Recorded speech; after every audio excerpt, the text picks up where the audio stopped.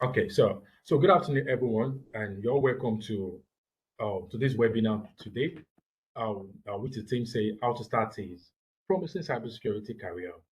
As we all know, cybersecurity career now is booming. Everybody right now is thinking of which how they want to get into the cybersecurity career, and those that are already in the cybersecurity career already are also still finding their way out in such a way that okay, as we can see, the market right now is evolving, transforming. A lot of people want to get into it. Companies are right now also looking at ways for them to get the best candidates.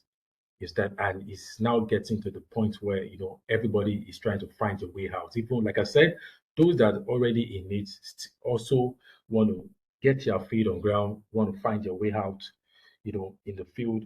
They want to see how well they can a life promises in this career path. And that's why we bring about this webinar to share experiences, to share views and on how well, people can actually get this promising career path you start, regardless whether you are new babies, but new babies, or you're already in it, you're trying to find your way out from it. It's going to help you to actually see what you're meant to do. What are the things can you do? What are the ways, which way should you follow? You start, and how are you going to go about it, regardless whether you've gotten a job or not. So the webinar is going to expose you to different experiences, different knowledge, different techniques. So and once again, thank you guys for coming on board, and thank you for all our speakers too. So please just stay patient, and you hear from our speakers sharing their experiences on how they've moved into cybersecurity, what they have been doing, and how well they have been, they have been doing it, and how well the process has been with them, and how well they're also trying to still keep moving and still keep getting the best from it. Yeah. So thank you guys, and you're welcome once again. And please stay patient, and please let's make it an interactive section where you can ask questions. You can ask question without is a question, okay, can I ask this question? Just ask anything you start. So the one that you might not probably maybe get answer at the moment, you will always get answer for it later. So don't worry. We'll actually link where you join for those that are actually new, so that you can ask any question you want to ask. So thank you guys. Thank you everyone. So please note it's going to be recorded, and recording has started. So for those that have missed it, or for those that want to share it with their friends, you can always do that. So, okay. So the first speaker that we're going to have here is Mr. Deji. So Mr. Deji is going to be sharing us his experience on how well and how far he has gone in the cybersecurity career. How well, what has helped him. You know in both in when he's having challenge, and how well things has been with him so far. So he's going to be sharing his tips, his own knowledge, experiences that you can gain from it, and also tend to like that add it into your own strategy, to get a promising cybersecurity career. Yeah. So thank you, Aditi. Thank you for coming on board, and thank you for coming, you know, coming on board to share your experiences. And we know that your experience is going to be, something that will impact everyone. Yeah. So thank you very much, Mr. Deji. Yes, thank you, Mr. Akin, for the introduction and for coming up with this. This to say that you are actually a tech evangelist, I would say, because this is really this is really thank, much actually. A lot of people are actually looking for this. So thank you thank you for for coming that. up with this. And once again, my name is Musbaudin Oyedeji. My first name is Musbaudin. My surname is Oyedeji. But people like calling me Deji, because of just this simple, term with it. So So You're yes, welcome. this section is to discuss with everyone how I've been able to kickstart my journey into cybersecurity. Although I do a lot of stuff, Mr. Akin knows very well. I do a lot Yeah, of that's stuff, but part of what I interesting. do is cybersecurity. And thanks to Mr. Akin for assisting me through all my journey. So today I'm going to share you an extensive story about me. What I'm going to say today, you are going to be very wowed at how is this possible? But I'm telling you, all I'm going to tell you today is actually true. So my name is Musbaudin. I graduated from University of Ilorin with a BSc in Home Economics. Please read it again. Home Economics, not economics. Home Economics. Oh, economics. And after my service here, right, as a man, you need to start, thinking about what is next after service here. So by then I had interest in going into the food industry. So I was preparing to get some certifications in the food needed in the food industry. I was reading some, training document concerning food, and eventually I got into the food industry. I was working as a temporary staff with one of the companies in Nigeria. I won't mention their name, but I got into the to the food industry, and I started working. But I observed something. The work was very stressful. It was a 7 to 7 job, and you had to like go to the office in the morning. You leave home as around like 5, 6 to join the staff bus, go to the office, clock in, begin work. That goes on till 7 p.m. when you close. And it was very stressful for me. I had no time to self-learn, like learn new things. I had no time. The work actually took all my time. But whenever I'm free during the weekend, I took some I kind of like find free time to learn some skills. So I started picking interest in tech skills. I started with web development, web design. I mean, I started with design. So to understand basic concept about websites.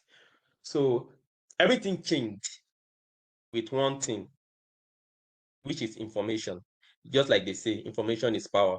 So my brother called me and said that, Degi, why don't you take interest in QA? First, I said, what is QA? As quality assurance, QA testing, software QA testing. So why don't you put interest in QA? And I said, what is that? What is software QA testing?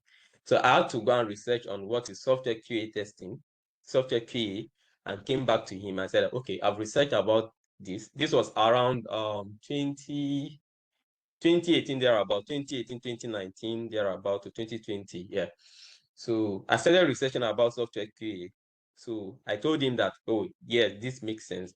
By that time, software QA was actually new in Nigeria. There are a lot of banks coming up, and they need QA engineers. So it was actually booming at that time.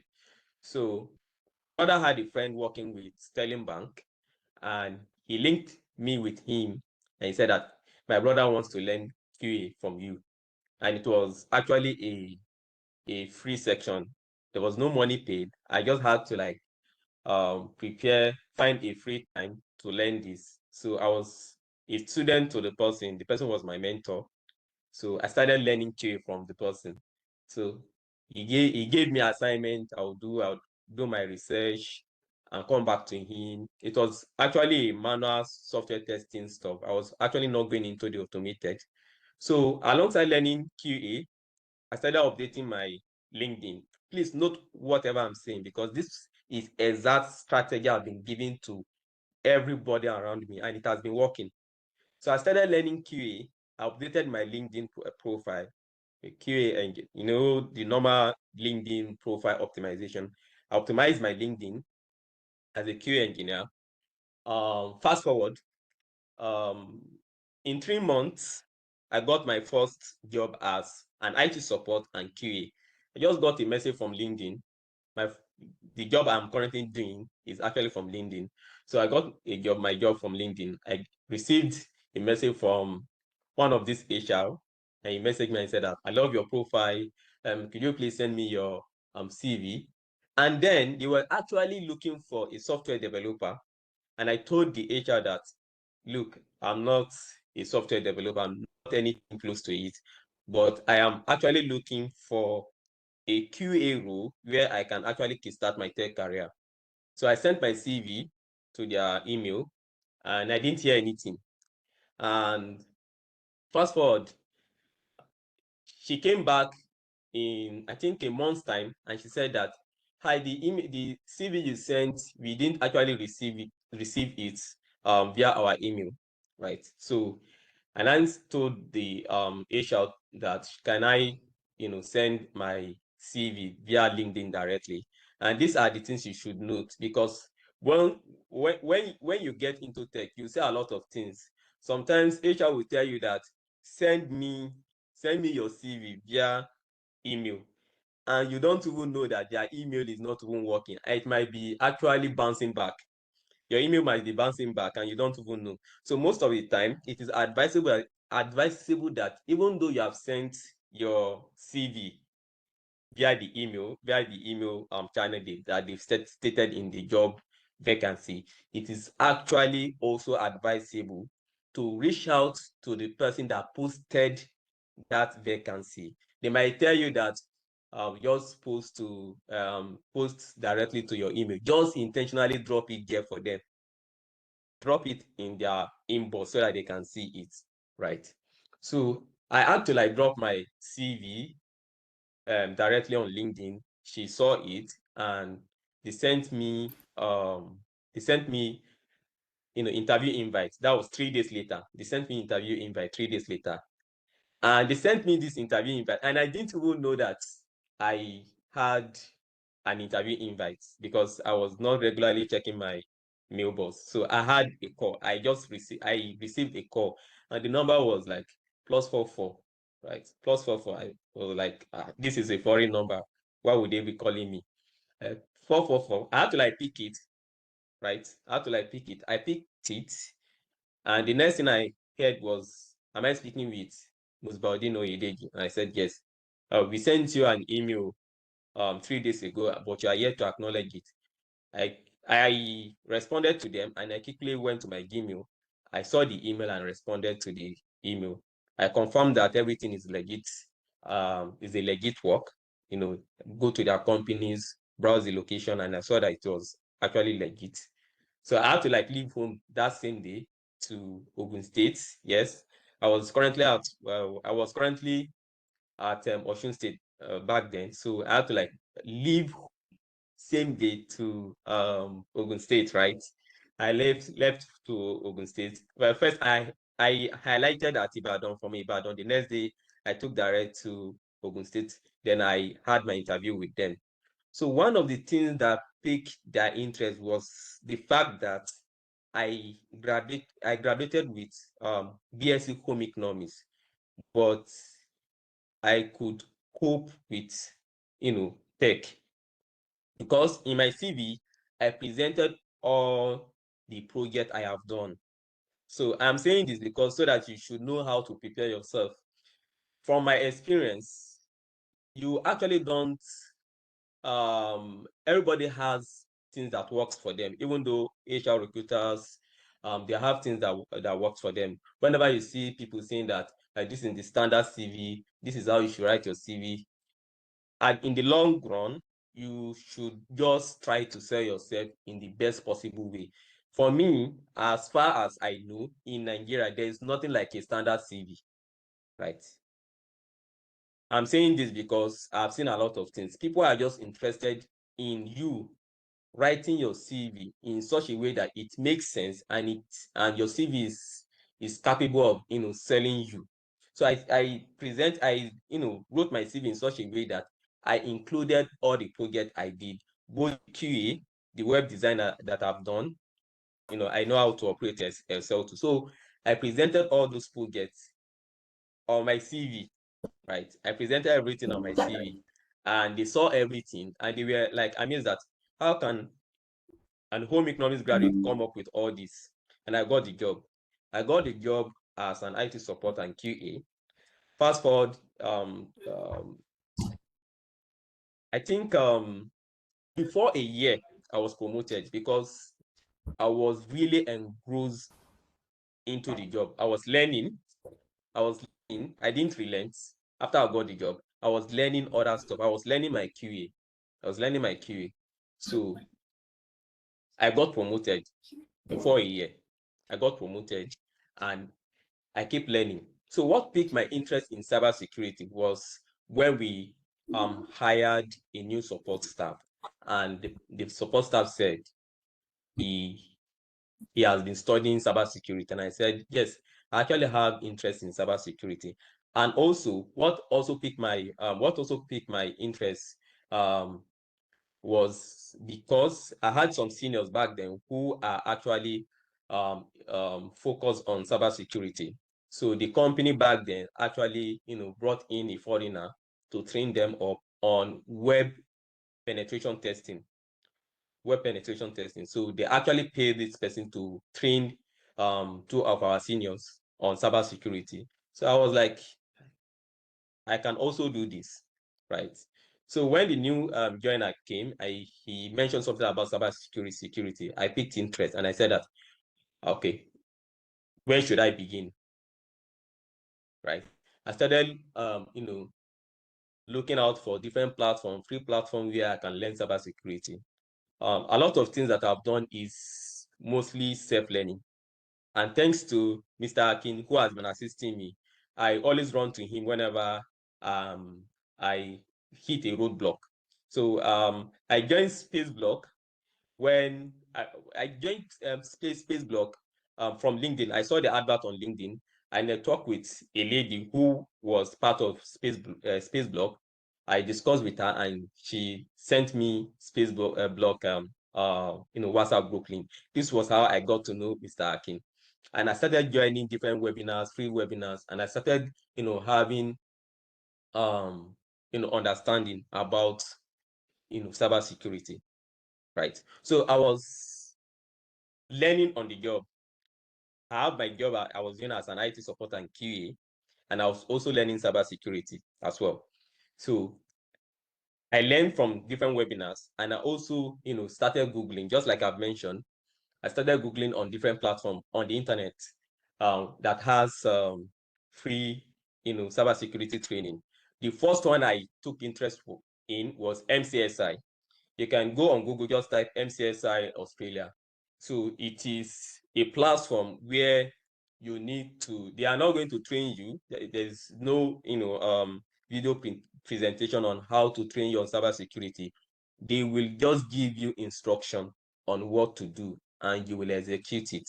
So after you finish the assignment, you are going to upload it, right? You upload it on their website. The instructor will see it. If you do a plagiarism work, they are going to flag it. So it was a no training based platform. So you have to like work everything by yourself, and that actually helped me to like hone my skill rapidly, because I started seeing a lot of things. I started using terminals. I started, going deeply into, Windows system, and I started understanding how all these things work with networks, right? And anytime I hit roadblock, just like I've mentioned, I meet Mr. Akin and I said, oh, I have a question. Mr. Akin usually know. I usually come to him on WhatsApp and say, I have a question. I'm working with this. I'm working on this. How do I do this? So basically, you have to have a mentor aside. The mentor might not be available all the time, but you have to have like 1 to 2 or 3 mentors aside that will guide you on your cybersecurity journey. So I started doing this. I was learning on that platform, right? I was learning on that platform. I finished all the modules. Did I actually finish all the? I finished 90% of the module. Then I moved to another platform, which is TCM security. right? A lot of us knows TSM security. I took white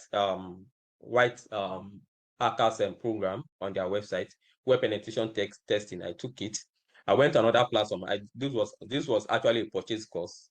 I went to another platform. I learned white hackers cybersecurity. There was an advert I saw on Facebook, and I actually paid for the course. The course was actually cheap, so it was I think $4 to $5, I think. So, and I learned about cybersecurity from the platform, white hackers. So from there, I went to another platform again. That was cyber warfare. I think a lot of us knows the platform. So I was learning rigorously on different platforms, and each time I hit a roadblock, I have somebody I run to, and I have people I run to that I can actually ask them questions and they will reply me. So but before I do this, there is something I make sure I did first, which is very important for all Nigerians. And this is, first, before you even think about learning or jump starting a career in cybersecurity, you need to do something, which is you need to get a laptop. It is very important. You need to get a laptop. And if you don't have a laptop, at least budget 150K to 200K for laptop. At least minimum of 8 gig RAM. Minimum of 8 gig RAM. You need to get a laptop. You need to get a router. Budget 2 routers. If you're not using a universal router, you budget 2 routers. A lot of us knows universal router. Universal routers means that you can use different SIMs on the router.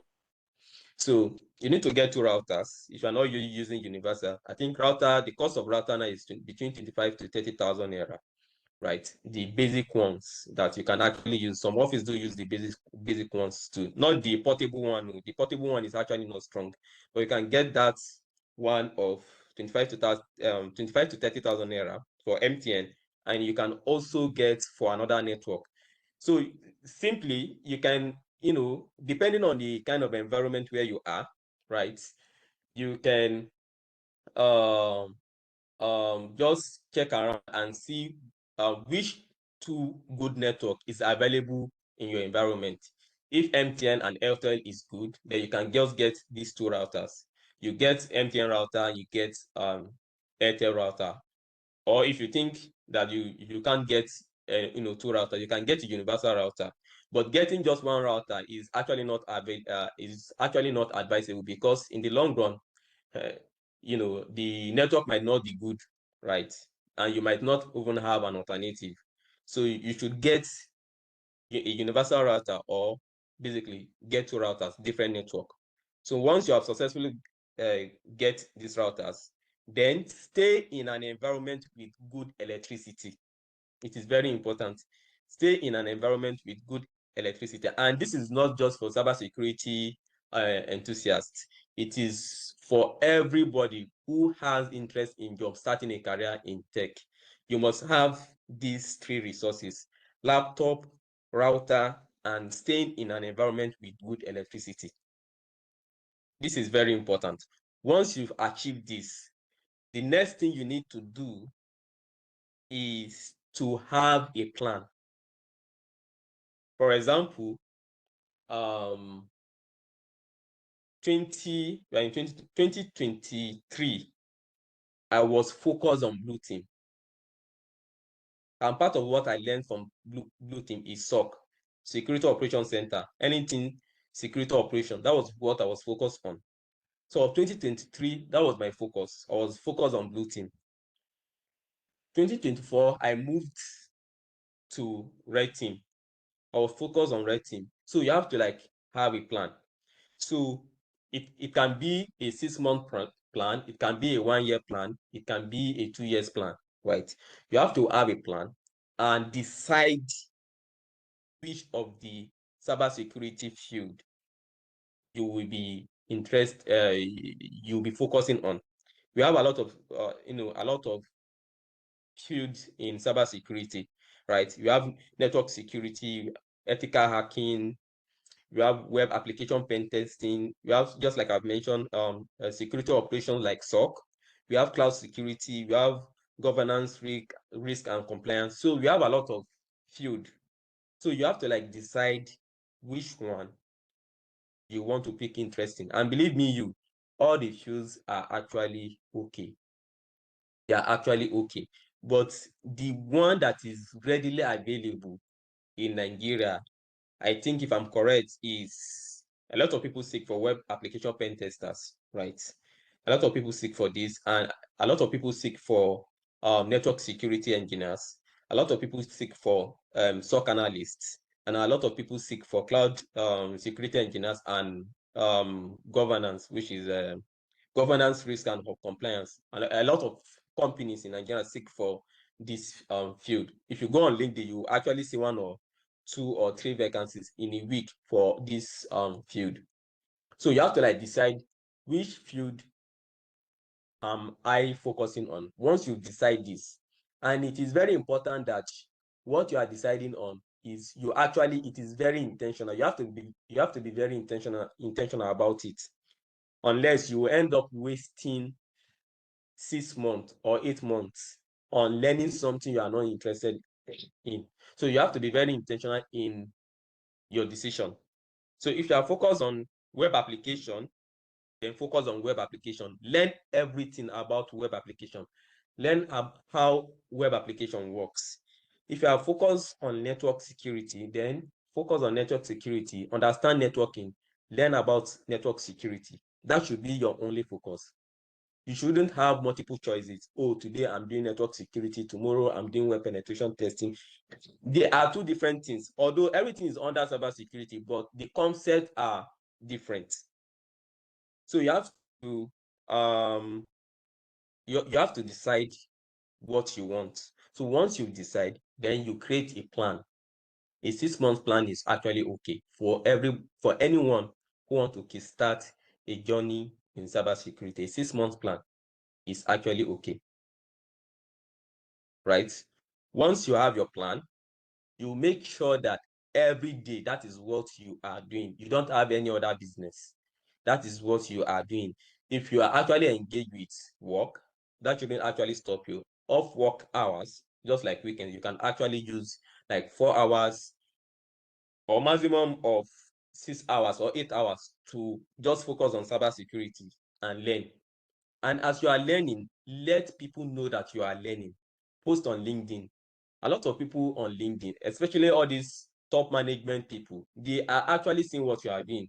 Don't be surprised when you receive a message on LinkedIn. A lot of opportunities I've gotten, even side hustle jobs, is from LinkedIn. So a lot of people are seeing what you are doing on social network. So whatever you are doing, if you do a project on your local system, on your system, post it. If it is not a confidential project, I would say post it on LinkedIn. Let people know that this is what you are doing, right? So this actually gives you engagement. You start doing a lot of people, and from there somebody can refer you to a job opportunity, right? So once you have create a solid plan, then you start learning. If you want to if you want a paid platform and you want to learn this, then you can it and pay for the course. If it is a physical course or an online course, pay for it. But before you pay for any platform, make sure that the platform will be giving you what you really want. It is not just theory. Make sure that they will be giving you real industrial-based training, right? Make sure that they will be giving you this. Once you get that platform, pay for the course.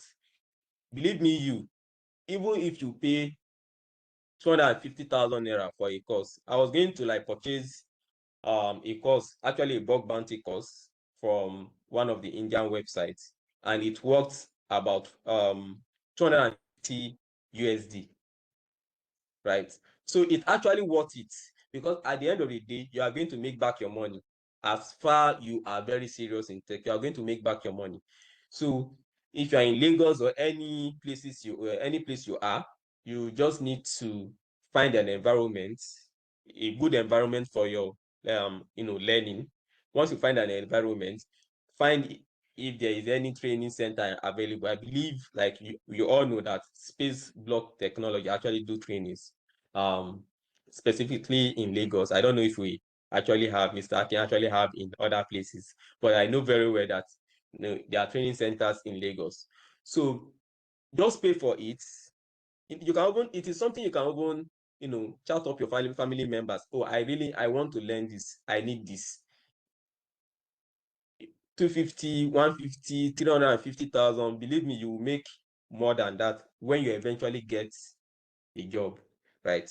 So once you have started learning, just like I said, create a plan, and for each month, make sure that you are meeting your goals for the month, right? And don't just have a mindset of I want to have certificate. For example, now, I am not a fan of that certificate, but it is a good thing to have it. I don't have CCNE, I don't have CAH, but I actually did the training. But when you talk about the risk and standard, certification, I don't have any of that. But today, the role I am in my current company actually very high. So you don't need to focus on certification. First thing you need to build is your skills. You need to familiarize yourself with all these concepts about your field. Once you are very confident in that field, right? And you get a job. But then later on, it can be a 1 year goal, 3 years goal. You can plan for the certification. But to enter the field, it is not actually necessary to get all these certification like CA, CCNA, and the likes. We have a lot of certification in cybersecurity, but it is actually not compulsory, especially if you are starting up, right?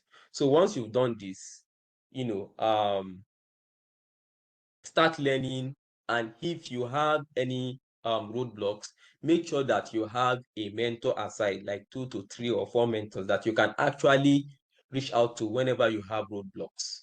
And make sure you have a lot of projects. Play with projects. I've come up, I have come this far because I practice with a lot of projects. I will deploy a project and intentionally use the project as a pen testing project, right? So you have to have a lot of projects. You have to be very tech savvy on how to build a lot of things. And one thing about cybersecurity is that, yes, you are learning cybersecurity, but cybersecurity will let you learn a lot of things. From cybersecurity, you can learn a bit of DevOps, because you might actually learn how to deploy. You might want to test a project, and you want to deploy the project on a local system, or you want to deploy on IIS. So cybersecurity will let you know how to do DevOps a bit, even though not full cycle of the DevOps, but you actually start deploying. You can deploy locally. Okay, if you deploy locally, of course you can deploy on cloud environment. So, and not only Windows, you can actually learn how to deploy on Linux environment as well. So as you are doing this, cybersecurity will start expanding your skills. You start having network understanding, how networking work. Because, for example, if you set up a VM on your system, and the VM and your host system, which is your PC, which the VM is sitting on, is not on the same network, then you start troubleshooting. From troubleshooting, you get to understand that, oh, they need to be on the same network. From there, you start understanding networking concepts. So all these things are basically you being ready to self-learn, and you be ready to pay for the service. Pay for the service, or pay for the training, pay for the courses, pay for the environment. If you are ready to do all this, believe me, you will find it easy to navigate in the cybersecurity industry. So basically, this is just what I have done to build myself. And currently, just like I've mentioned, I currently work with a company as SDSD. It is a multinational company actually in Ogun State, right?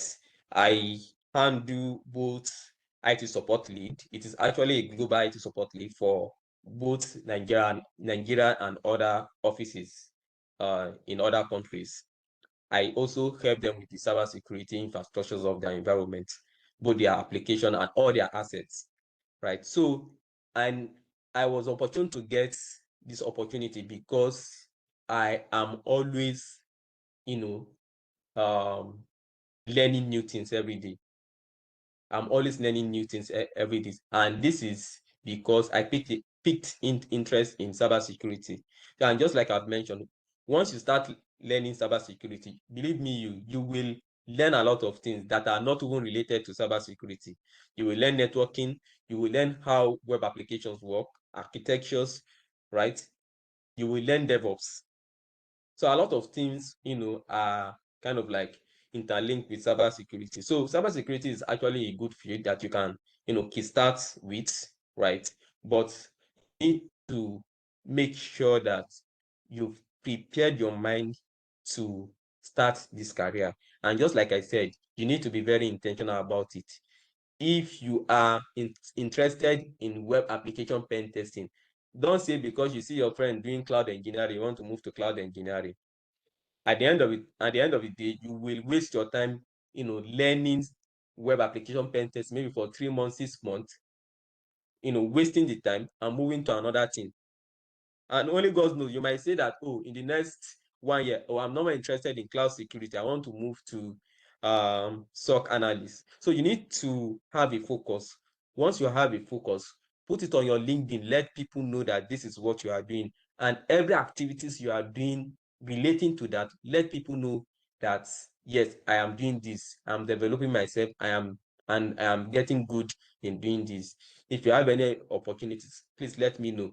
And one important thing I will tell all of us here, especially if you are starting up, is that don't focus on money, right? Don't focus on money when you are starting up. Um, just seek for whether it is internship role or a junior role, whether the money is small or not. Don't focus on money.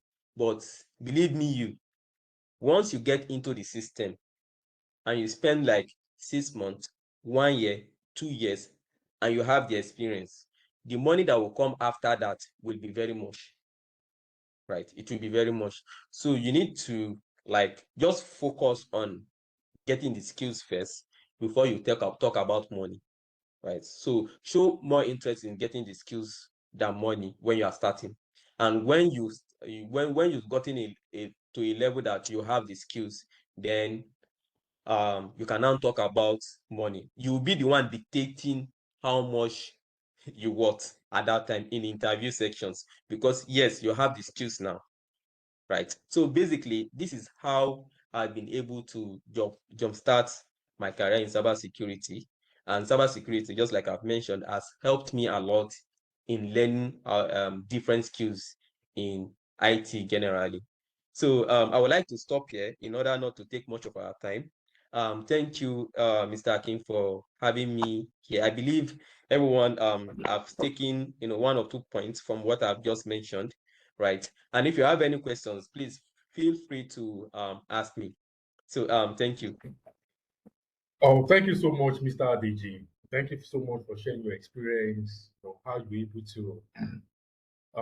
able to escape through, um, from the fundamental level to the advanced level. And thank you for sharing your experiences, how you were able to leverage your jobs, you know, and thank you so much for, for bringing out equality points, for the upcoming cybersecurity professionals that we have out there. And thank you very much once again, Mr. Adeji. And please, sorry, if you have any questions, just try to bend it. So when all the speakers have spoken, then you're able to ask your question, regardless of any type of question you want to ask. So you can always, ask it at the end of the, you know, of the program. So the next speaker that we have now is Mr. Obey, Mr. DJ Obey. So please, Mr. DJ Obey, please, can you come on?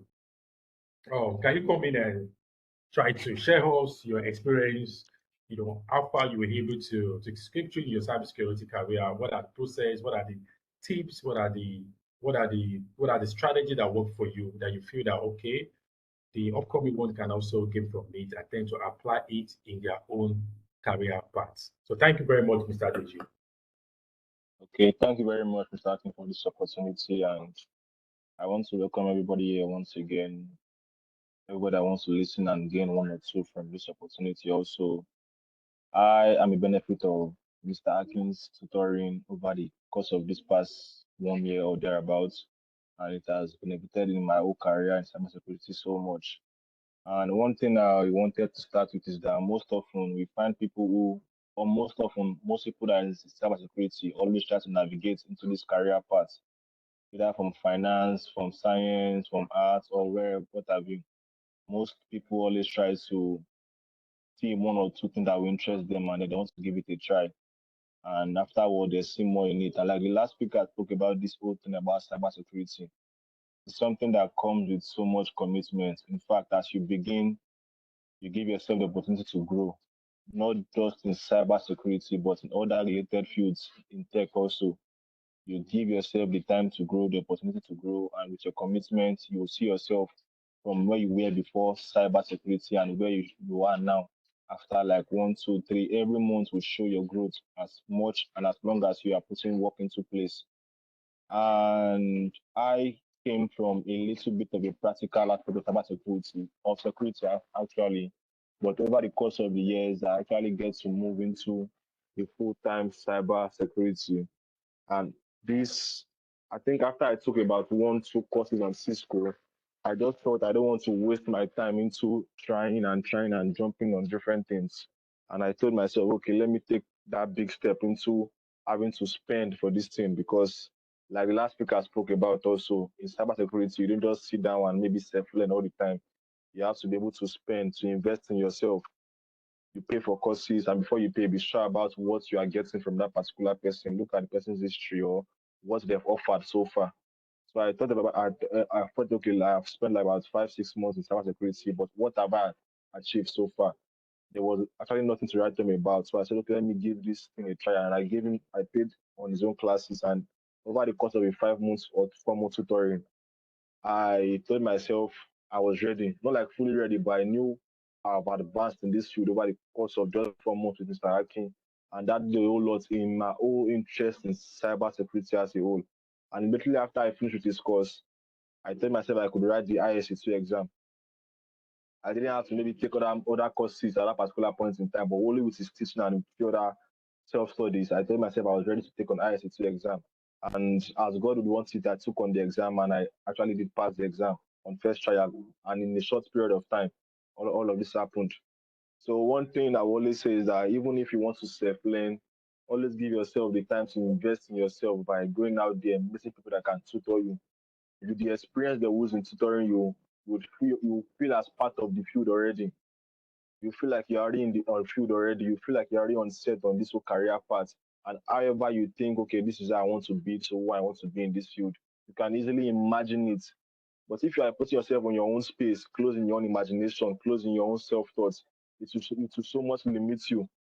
So always give yourself the time and the space to network, if it doesn't always work for you, but try and meet somebody that will probably be a mentor to you to help you one or two things to guide you through and be open, be committed, be loyal to that person. So as much as long as you put yourself into that field, there will be so much more to achieve because it's like your last speaker also spoke. Cyber security is a very wide field. There are so many fields or subfields under cyber security, be it networking, threat intelligence, SOC analysis, ethical hacking, and so on and so forth. And one thing I've always noticed over the course of my time in this cybersecurity and everything in this field is about the two most interesting aspects seems to be ethical hacking and networking. And people seem to, should I say, skip or forget what other aspect might offer them also. When you see the ethical hacking doing their things and then posting online and seeing what they're doing, you feel like maybe you are behind, maybe you've not learned a whole lot, maybe there are things that you might still need to learn. the aspect of you trying to chop from every side or try to spread yourself from every side to delay your growth in what you should be growing in. So, like the last speaker also spoke, I saw a lot on what he said, and I feel like so many of us would have gained a lot from it, which is that get yourself straight, know what you want to do, know the part you want to play on. Don't just try and test here, try here today and tomorrow. The aspect of trying and trying will delay you in how much more you would have grown. Fine, it's good to see what is in that field. But whenever I see a new thing, you want to try it, a new thing, you want to try it, you might take forever to advance in this field. At some point in my old time, after I finished Mr. Aki, I felt like, okay, let me just give Etikulak a trial. Let me give a trial. And I felt like this is not going to work. I want to be a SOC analyst. I have so many software I can work with. I can only advance in this course and be master as my art. And by so doing, I gave it a chance and I can see how far I've come so far. Even tonight, since when the school has posed it, I'd be like, what is this again? But you can help yourself in getting a background idea, a background knowledge about it. But as long as you want to get that background knowledge, give yourself the space and the space, sorry for that, the space and the time to grow in your own field. Don't just devote your time into trying and trying and trying and trying. Give yourself the space and the time and the commitment to grow in whatsoever field you choose to be in. Aside the networking, aside the ethical hacking, there are a whole lot more. Threat intelligence is there, stock analysis is there, vulnerability management specialist is there, and there are a whole lot more you can see. And if you are putting your market out there as something that people have not seen before, they want to, okay, fine, this market is not too open, let's give it a go. Because there are so many ethical hackers out there. And the one thing they do to help themselves is that they try to also put themselves in other fields like networking.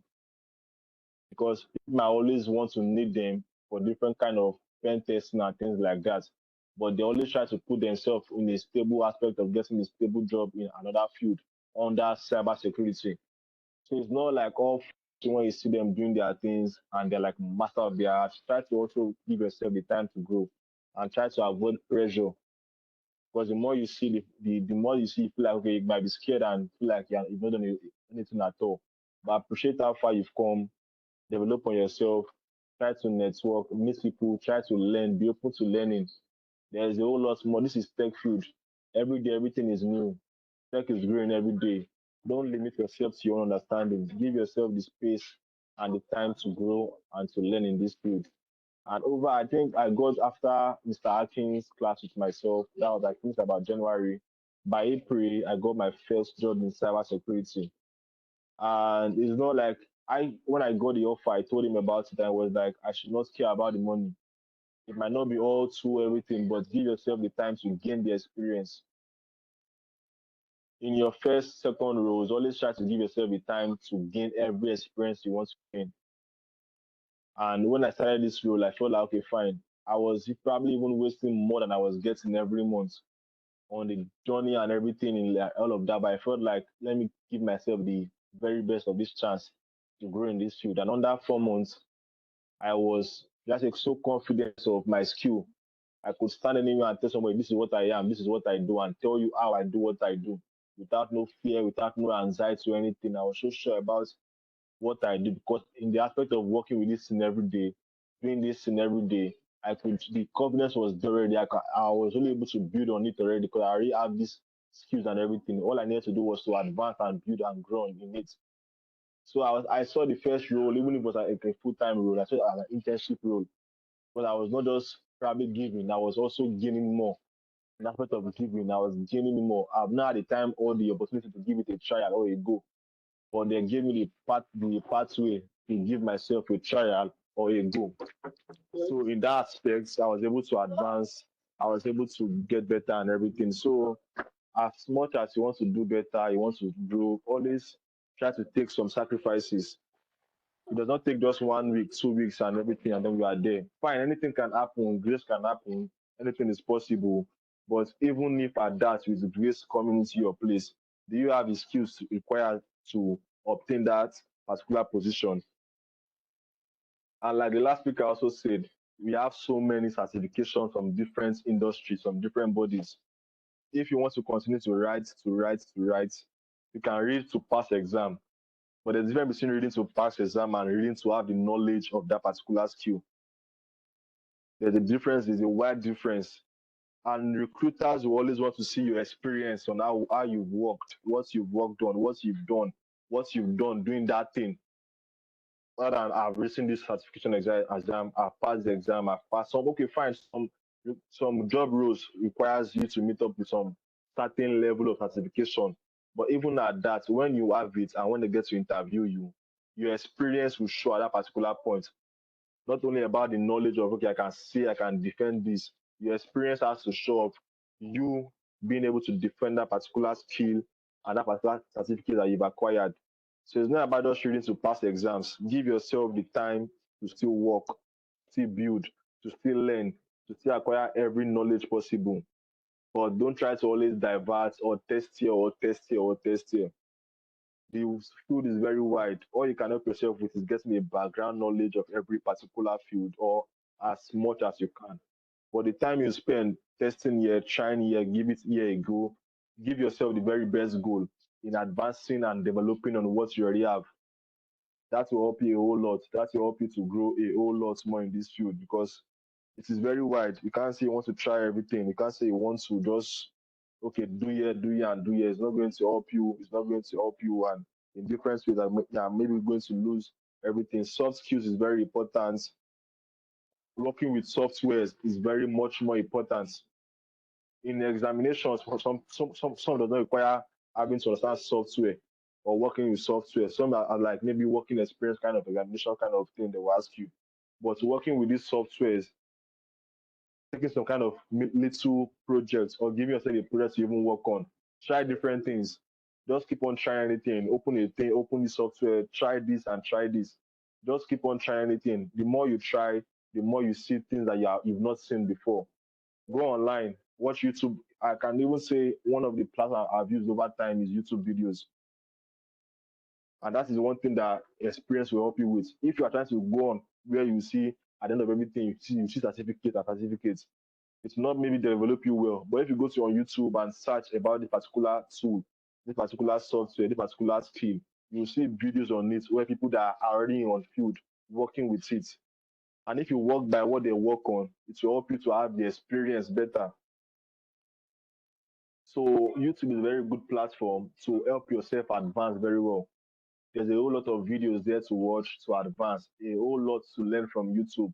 Whatever skill you want to learn, whatever tool you want to learn, software you want to, anything you want to learn, it is on YouTube. I can assure you of that. And you don't even have to pay. For all of these courses online, most of it you have to pay. For us to get the actual quality of it, you have to pay for it. Fine, they have their benefits, but give yourself the time to learn a soft skill. And then by going on YouTube, this is going to help you very well. Going on YouTube, trying to practice on what they do. There's always a step-to-step process. You can see like a whole course on YouTube, maybe like 1, 2, 3 days, course about 100 hours. You can say, okay, let me start this and finish it. And if you should commit yourself to it, but by the end of it, you tell yourself the fact of, I can do this. I know how to do this. Because people that are on YouTube, they give themselves the chance of giving everything they have. And that is how YouTube can gain everything that they have and then upgrade and upskill yourself. Meet some mentors, like I said, Mr. Akin opening this platform for everybody to share their mind and everything is a very good thing because also with him, I saw my career go from 0 to more than average with Mr. Akin. I was more or less lost in the field, trying everything. I even went to CSS, went to HTML, and some kind of things in tech. I was not just sure about where I wanted to be. But after my 4 5 months with him, I was sure of what I want in this field. I was visioning where I want to be and how I want this thing to offer me. And so far, so good. I've had 3 jobs under the period of 5 months in cybersecurity. From my first job until this, I have 3 jobs in 5 months in cybersecurity for my first job. And that is under 1 year with Mr. Akin. It might not be so for every other person, but it's just about the commitment you put, the time you put, and also grace will also play its part. But just put your mind into this thing. Try to always work. No commitment. You might have your own full-time work, which is fine, but the commitment you put into this is what is going to help you the next day. But if you're only saying, okay, I'll try again, I'll try tomorrow, But let me see what happens. Next tomorrow I'll try. Or another day I'll try again. The day you keep in postponing these things are the days you are missing to gaining new things every day. Because every day there's always a new thing to learn in tech, in cybersecurity, and in the whole field of this thing. And the best and the beauty of it is that you won't learn about cybersecurity. I've learned about so many things about computer as a whole because of cybersecurity. So many things about IT, that some basic things about IT that I feel like I've never gotten to know. But because of cybersecurity, I know these basic things about application, about networking, about some random few things that I might have seen before without an idea. But advancing in this, and I feel like over the maybe like 15, 20 years ago, all about the IT was about all the about tech was about IT. But over time, it has transitioned into different subfields under the OIT space, which cybersecurity also came from. And then having to come from that field, you're also going to benefit from the OIT as a whole. So not to spend much of our time, I will always say this, try to be much more committed. Meet people, talk to them on how they will help you. Most will always be open to giving you some kind of pathway, and that will always help you. Try to invest in yourself. Why finance might be too hard, but the finance you give in yourself will be what will help you to grow. Try to invest in yourself, take courses, build yourself, watch YouTube videos, practice oftentimes, give yourself like a schedule. Maybe three nights every week. You take it to like 2 hours to just practice. You might not even get it at that particular point, but just practice it. The aspect of even practicing is a thing to acquire already. And over time, I've gained more of, I've developed more in this field in having to teach somebody. The little I know, I want to give you everything. The aspect of even teaching somebody will help you develop more. But one or two things you are missing, you are going to acquire that particular thing. So the aspect of even teaching somebody, so have like a partner, one, two, or three, have like a group. The aspect of teaching somebody will also help you advance in this field. So, Mr. Akin, once again, thank you for this opportunity, and for everybody that is here. I hope you'll be able to gain something over time, and I wish everybody the best in this field. Yeah, thank you.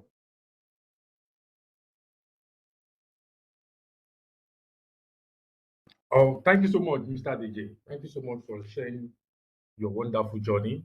It was amazing. It was an amazing one.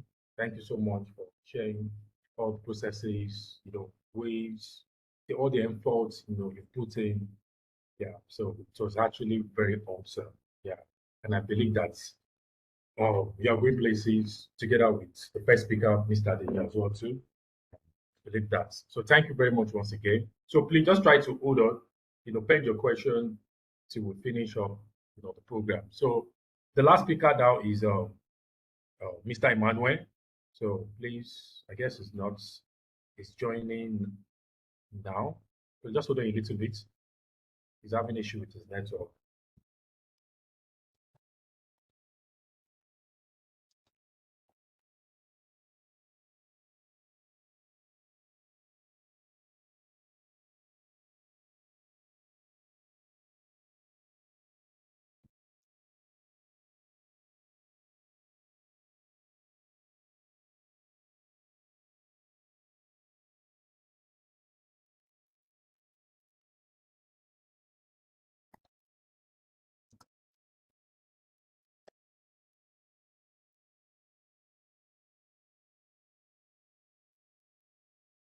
Okay, please, depending the time the last speaker will join, please, if you have any question you can ask.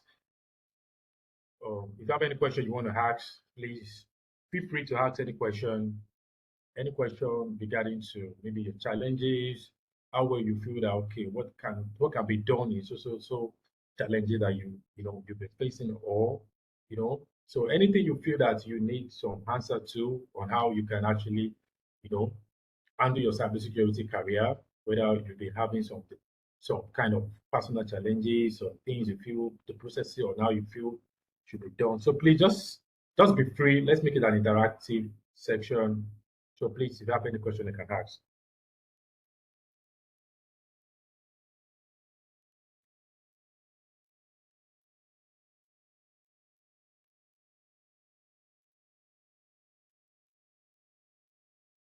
Any question?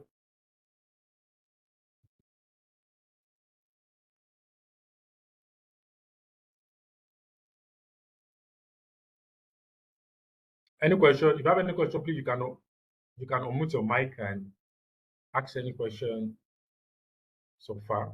If you have any question, please try to ask.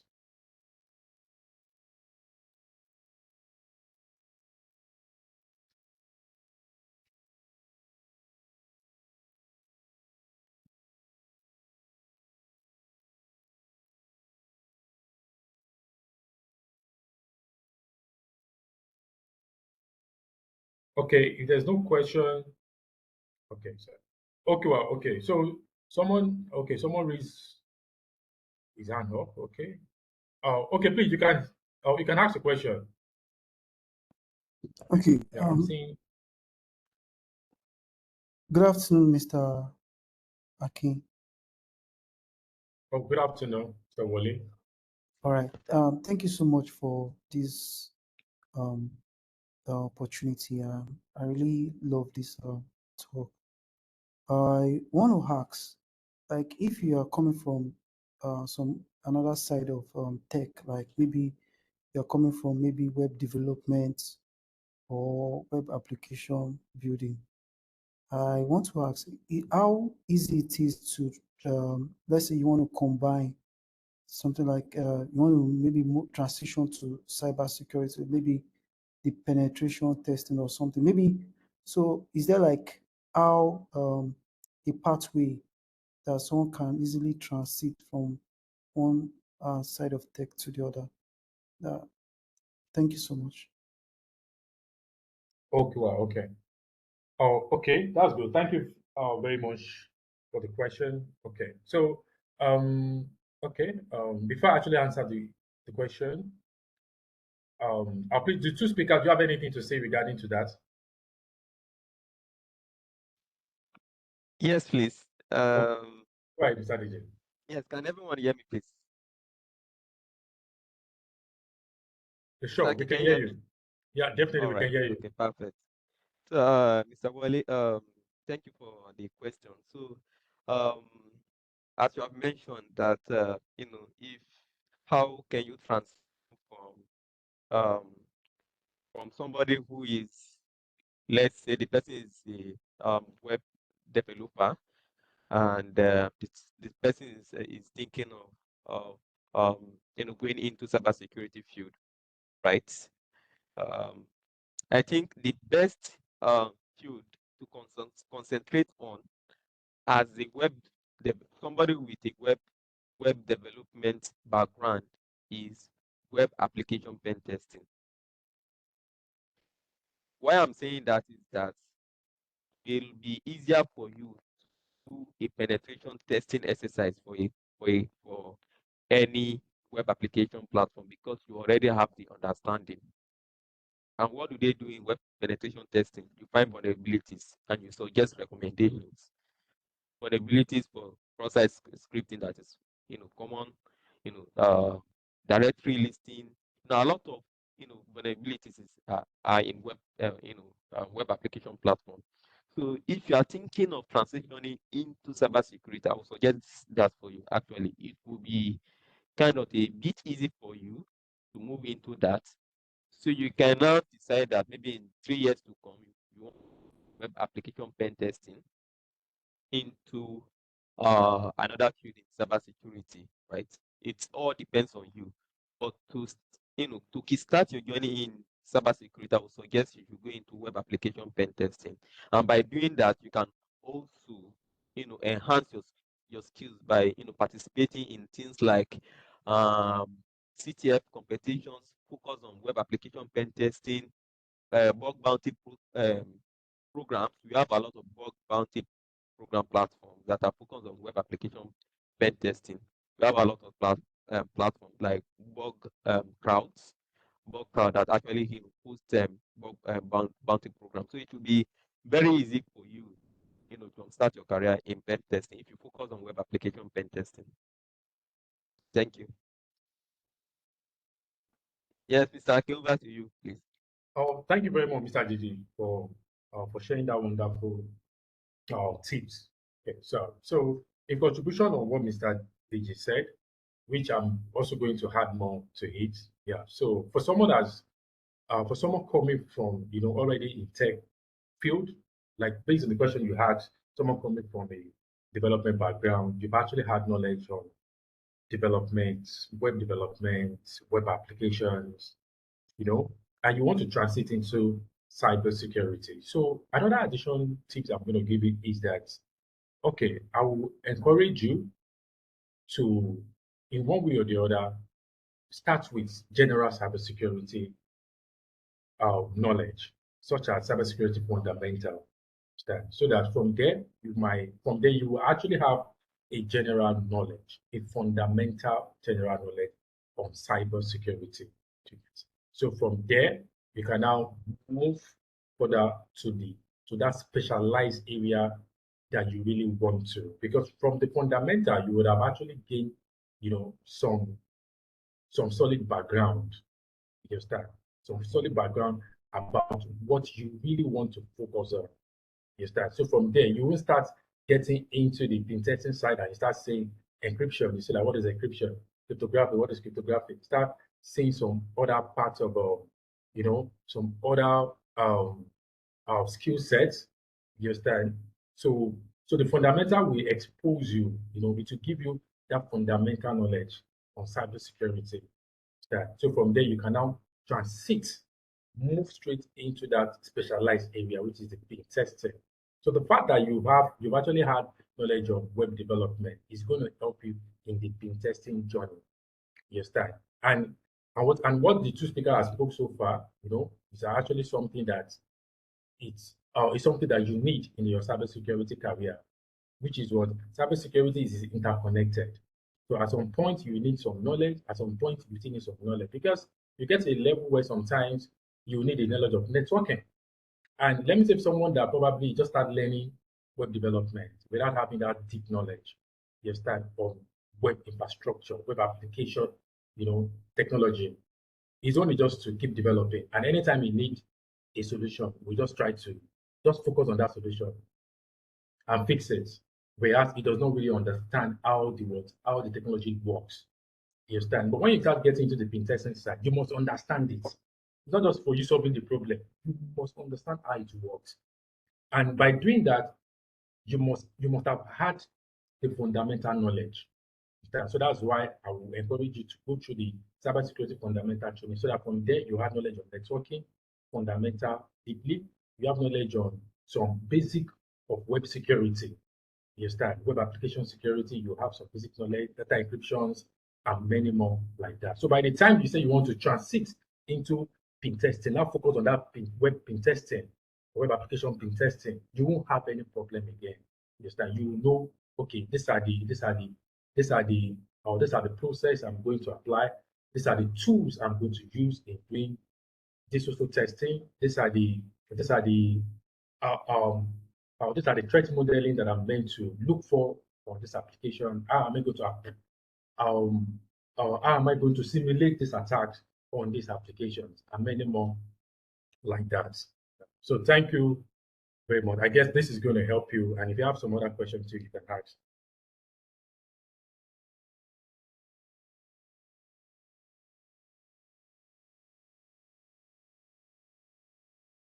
Hello?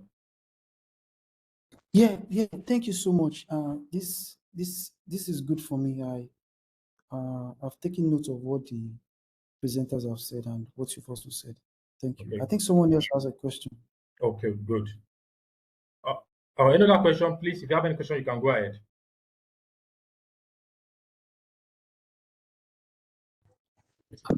All right.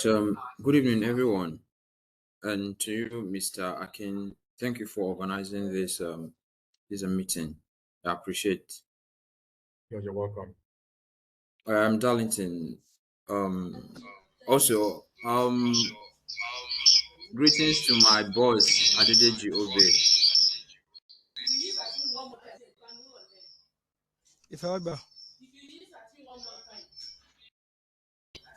Hello. Hello? Oh, we can hear you. You can go ahead. Mr. Okay. Darlington. Yeah, okay. Okay. It's not too much of a question, but I just have to tip it in because Okay. Mr.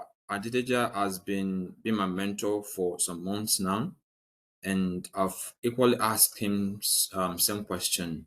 But since we are a group here, I still want to put it out to still get some feedback also. So the question is, someone that has the intention of venturing into pen testing as a whole, that is EH, but because of how the country see it, or because of how delicate that particular field is, sometimes you are not it's not wise to put it all out for the public to see, because some might start seeing you as a threat already. So if you really want have it at the back of your mind to actually go for pen testing, both the good, the bad, and the ugly, everything regarding it, but you still want to keep it on a low. You want to keep it pending, not really pending, but you'll be doing it but on a low. Which other relating fields can you just go in, and maybe you can project this field and be working on it, but this is actually what you are developing yourself in the background for. You want to develop yourself in the you are currently developing yourself in the background for pen testing, everything about it. But for the meantime, you are projecting this particular one just to gain some background balance. Then as you work on the other one, maybe when you feel you must have mastered what you're doing in pen testing, you can come all out for it. So is there, or are there some other relating fields that are relating fields to pen testing that one can be working on to gather some information and knowledge regarding the main pen testing? And that's number one. Number two is, because I've heard some persons say that it's not too easy to get a job as a pen tester uh, as a whole. How how am I going to go about it? Because that's actually what I want to do. How am I actually going to go about it? At what point do I come out and embrace it as something I want to do? At what point do I come out, even after mastering the skills and all that? At what point do I have to come out and embrace it and showcase it to the world, like this is what I am doing? And what are the risks? Are there some risk in actually coming all out to showcase it to others? Because some persons, at the mere mention of it, some persons will be scared of you, blah blah. So at what point, how do you handle it? Okay. Okay. Oh, is that all? Or you still have more questions to add? For now, this is it, sir. Oh, okay, well, okay. So, Mr. DG, the two speaker, do you want to pick it from there?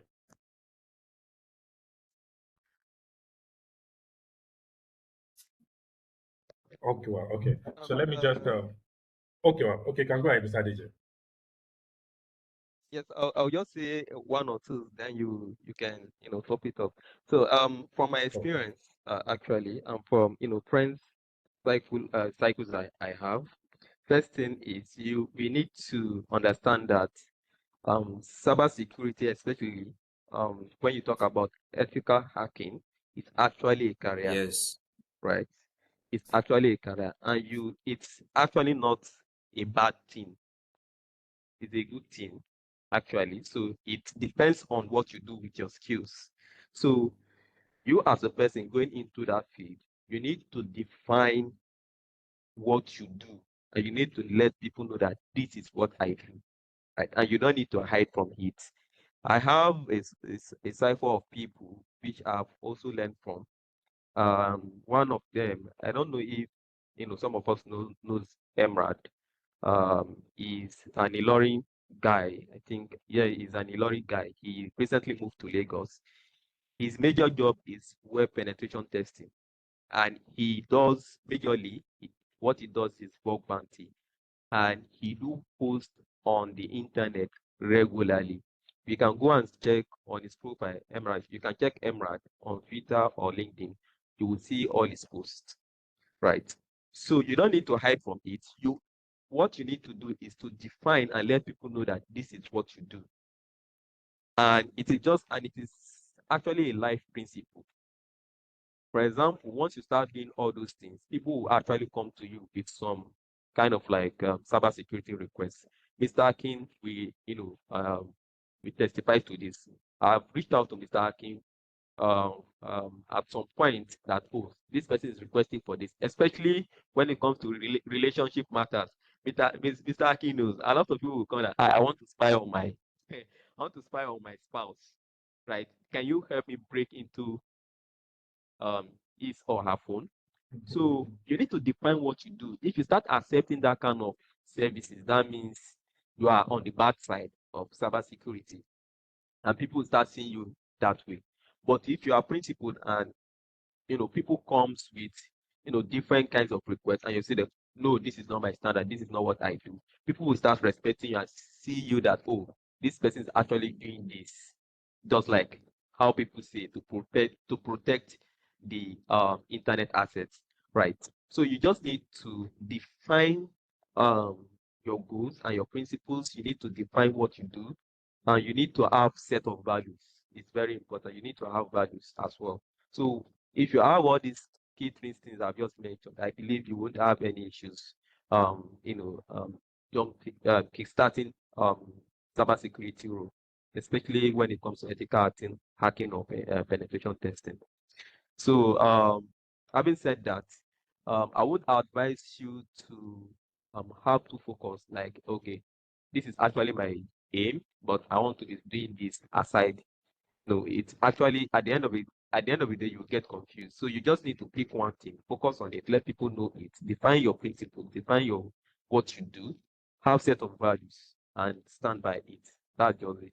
So you don't need to hide from it. Thank you. All right, thank you so much. Mr. Aki, over to you, Wow. please. Yeah, that's nice, Mr. DJ, bro. That's a very great tips from your hand. Okay. So in contribution, and so let me first start from the first question you asked. Yeah, okay. What if someone have been working on in testing and you feel like, okay, at this point in time you have not been grounded enough, and you feel like, okay, which field can I go into? Then so this, okay, there's thing that you need to know, and which is what the first speakers, the two speakers have actually pointed out. Cybersecurity is broad. And one thing about cybersecurity is that we have technical and non-technical field. We have technical and non-technical field. There are some people that they might, that the technical is not really their part. That anything technical, being on system, trying to start typing, start to start, that you spend on the system, start using your brain, your mental brain, your thinking faculty, your thinking, your cognitive development, your proactive approach. Some people are not really in that part. But when it comes to the part where, okay, let us read and talk, some people are good in that part. But in every stages or in every point that you might find yourself, have a defined purpose, which is actually what you're at. So at that point in time where you feel that, okay, at this level, I'm not yet grounded, but I want to still keep myself busy, you know, get myself into this field while I still keep learning on this part. So once I learn this part finish, I can always tend to just divert straight. So like I said, cybersecurity is broad. We have some other areas that does not really require, pen testing. So you just look at those areas. For example, we have GLC, which what Mr. the first speaker, spoke about. We have GLC. You understand? We have information security management. You understand? So this sub area does not really require, pen testing. You understand? So you can always tend to venture in those areas while you keep, doing some other things that you feel that, okay, it's like this area is actually my whole field. I'm yet to know it very well. So let me just keep doing this part very well. You understand? So we have a lot of area, a lot of subfield. You understand? So you just look into a field, an area, depending on the job role that will determine. You understand? Depending on the description of what they want. So you just have to look out for an area that would, a field that you know that okay, this field does not really require pen testing. So let me just, and we have a lot of area that does not require pen testing, but however, some might still require you having some technical knowledge about the field, not necessarily pen testing. We have network security, just that we have security analysts that you be on the system, making sure that you are doing security hardening, installing of antivirus software, installing of advanced security tools, EDL, SIM solutions, monitoring of um, monitoring, detecting cybersecurity threats. You start, you be on the what? You be in charge. You start. So those areas does not really require pen testing. But even though those areas does not require pen testing, you still need to have knowledge about those areas. You understand? You still need to have a knowledge about those areas. So what I'm just going to advise you is that in as much as you pick a particular part that you know that okay, I really want to go into this part. This is actually what I want. So at that point in time, you just have to give yourself a target. Okay, what am I meant to learn within this area within 3 months, or within 2 months, or within 6 months? At least I should be able to get my feet close to the door. You understand? I should be able to get my foot to the door. Just like the way I was actually, I was telling my students that I took this money regarding to SOC. Understand? So I also give them advice that okay, that you might not end up becoming a SOC, or you might not really see a SOC job at that point in time. You understand? And the reason why that we are doing this other part as well too is that in case if you do not see a SOC job, you can always still go for what a vulnerability management job. You start. And in case you will not see a pen testing job, you can still go for a SOC job. You start. So you can see right now. So it depends on how well you want it, or how well you want the person. Like what the two speakers said, you need to have a mentor that will guide you, that will give you a well structure that okay, you know what, learn this now. Okay, as you are learning this one, still learn this one alongside, and I will help you alongside with it. So that once this one is not coming yet, once you know that okay, you have not grounded with this one yet, but this one is still something that you can learn within at least, even if you are serious enough, or if the person is serious enough, within 2 weeks or 3 weeks, you are done. And before you know, I think with constant practice within that 3 weeks, you can apply to a company. And and once you can practicalize and you know how to operate with the tools, you get the job and you keep doing it. While you are still on the job, you can still keep learning your other parts, like pen testing. You start. So, for example, we have some companies that have vulnerability management departments. So people that actually manage vulnerability in the company, so they can employ you as a vulnerability analyst. You start. So there you might not be doing pen testing, just for you to, to be looking out for vulnerabilities using automated tools that they already have. You start. So alongside on the job, you can keep doing your pen testing. You can keep doing your penetration testing to be advancing your skills, go more field in testing, networks, applications, and many more like that. Yeah. So that is what I'm going to say about that. Why the second one regarding to okay, if you are learning your or if you are learning um that you please sorry, can you come back again Eth- with it? Ethical hacking. Okay, well, okay. For the ethical hacking, who is it? Um, okay. Just like the way I was also telling my students this morning, ethical hacking is a lucrative field, and the skills is what is in demand now. Due to what? Due to what's happening out there. You understand? It's a very lucrative field, and having the skills is a very big one for anyone going into cybersecurity. Understand? So the word ethical has actually differentiates you from the word general hacking. So ethical means that you are doing it ethically. You are not just, wake up in the morning and say you want to start hacking banks, hacking company that does not. You understand? So the word ethical has actually differentiates you that okay, you are doing it ethically. Yes, that you are not causing any havoc. You are not doing anything that it will make FBI or EFCC start knocking at your door, or maybe start making them start, you know, start chasing you all around. You start. So ethical hacking is a very lucrative field. I won't lie to you, and it's a field that you can sit down at home. You can be doing a lot of testing for companies up to like if your luck shine enough, you can be working with up to like two or three companies at the time while you sit at home. You start. While at the same time you can work with the company as a freelance. You can work with a company as a contract staff. You understand? And ethical hacking field as well. So you can get a side gig where you just go and do, you come back and continue your job. Like so, it's a very lovely field. But as you're doing it, or before you venture into it fully, you just need to have a defined goal. Why am I learning this? Am I learning it because I want to, I want to do a fraudulent activities, or and oh, you understand? So you need to have a very defined goal. Or am I learning it because I want to upgrade myself, or I want to add more fun to my already fun that I have? You understand? So you need to have a defined goal. So your defined goal will be the one that will push you. You understand? And I know that the word ethical hacking has actually make it, actually give that, you know, that ethics that okay, you are doing it ethically. You are not doing it because you want to, you want to hack back. You want to start, you know, you want to start, bombing, sending a spam out there. You understand? So you need to have that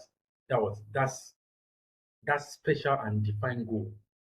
You understand? Then from there, the goal will now keep, keep pushing you. Positive goal precise, now keep pushing you. And anything you do, any labs you work on, any tasks you've done, either you want to do a proposing, whether you want to exploit a particular vulnerabilities on the networks, you want to exploit a vulnerability on a web application, you want to also what? You also want to exploit how effective a security solution is.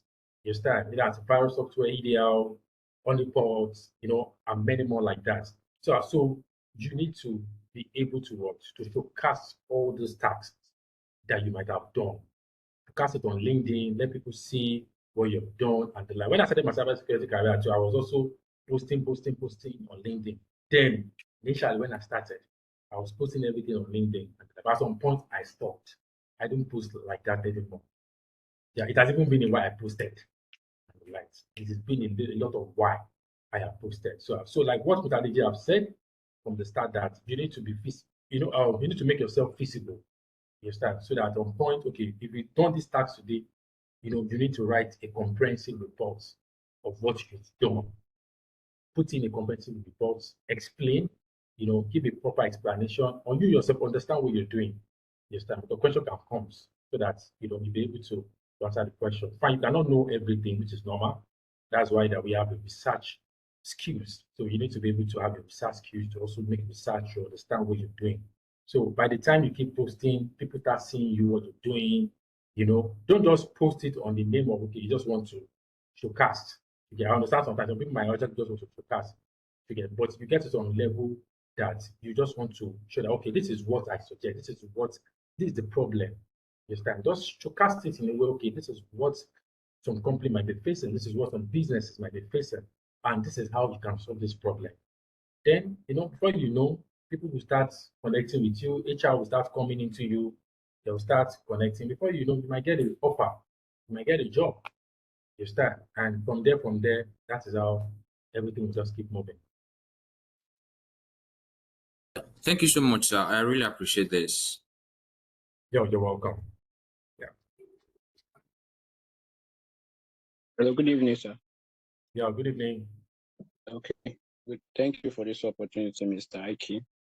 And also You're want to welcome. appreciate Brother Wale for bringing me on board on this platform. Apparently, I'm new here and I don't have idea of cybersecurity, but I have interest in it. So as a beginner, I just need an advice. Where should I start from? That's just what I just want to ask. Oh, okay, well, okay. So, Yeah. as a beginner, okay, please, Yeah. sorry, I'm coming. Just hold on a little bit. I guess okay, please, sorry. You know what? I'm going to answer that question, please. Let's try to have the last speaker to just round up, to just share a little bit about what he has done. He's actually ready at the moment. Yeah. So Okay. please just hold on with your question. I'm going to answer that, please. Okay. So, Mr. Ma, please, can you come on board, please? Hello? Hello?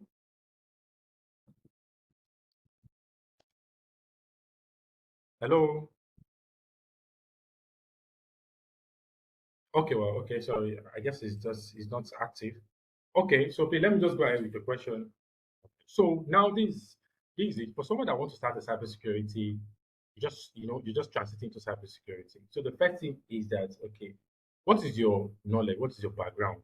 What have you been doing? What do you know about IT? You know, are you coming from an IT background or you're coming from not IT background? So what is your general knowledge? Yeah. So I'll just like I'll just like I'll just like I'll just like what question that someone asked me today, this morning. So the person want to do the training is actually from another academy in Port Harcourt. You get that? And the person wants to just jump into the advanced. So what the person actually pushed to them was an advanced course. And this person has no knowledge about cybersecurity. I want to learn it within a short period of time. It's not possible. So let's put the money aside. You get that? So sometimes there should be a structured way that everyone must follow. So if you jump, if you miss one line, one part like this, it's going to affect someone. However, trainees always want to feel like, I want to learn this, I want to learn that. You understand? You see some people feel like, okay, I want to learn everything, I want to learn this. It's not about learning everything.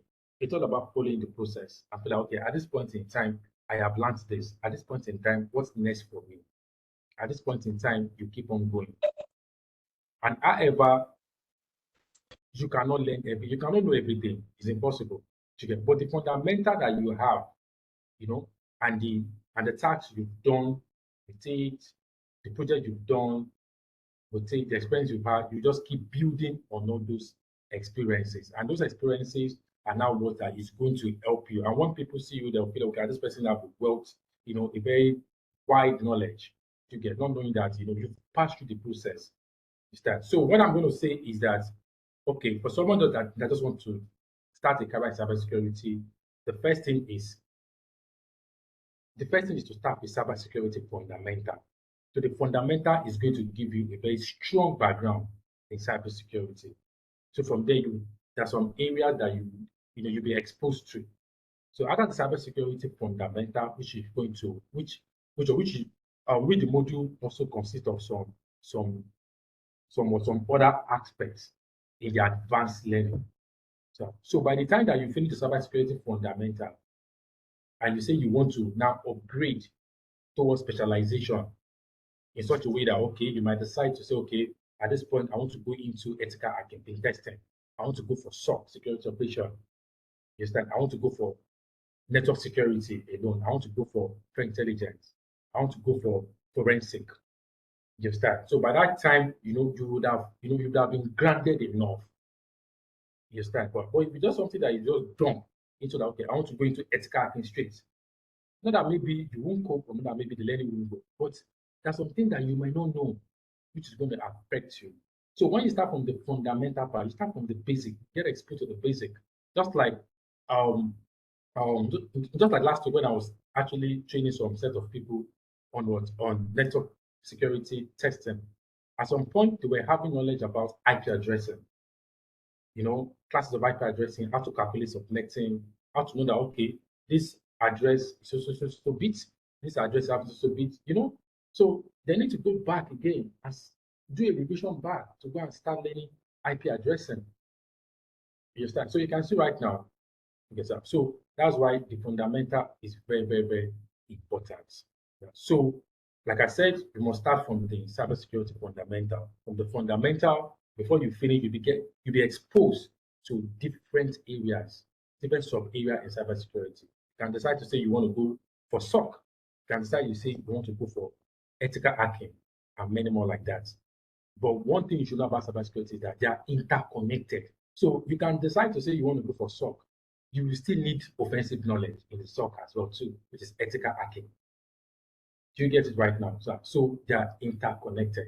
So anyone you pick, you understand, is going to be something that at least, you're going to, in as much as you're serious with it, it's going to help you. So, in a nutshell, start with cybersecurity fundamental. After the fundamental, see the modules and say that, okay, does this module is okay? You understand? Depending on the instructor, but the instructor will be the one to see the one that is good for you. You understand? Then from there, you will not advance yourself and pick a specialization part. Okay, for now, I want to learn ethical hacking. As you learn ethical hacking to some extent, okay, now I want to learn SOC, how to detect, how to monitor, detect, and respond to cyber attacks. Is that so? The fact that you've learned ethical hacking, the offensive side, automatically is going to help you when you get to the SOC environment. Is that so? They are interconnected, and even though you want to still go for SOC, a SOC program, you're still going to learn ethical hacking alongside with it.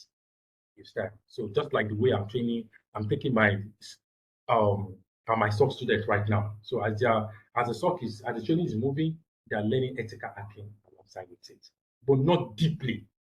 It's not a deep a deep a deep training on it because it's not a specialized training.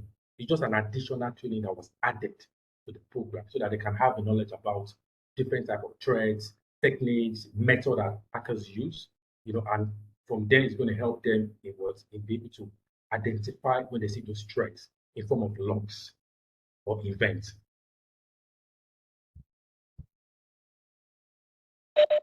Sorry, Mr. King, I'm gonna be working with this account, not my actual account.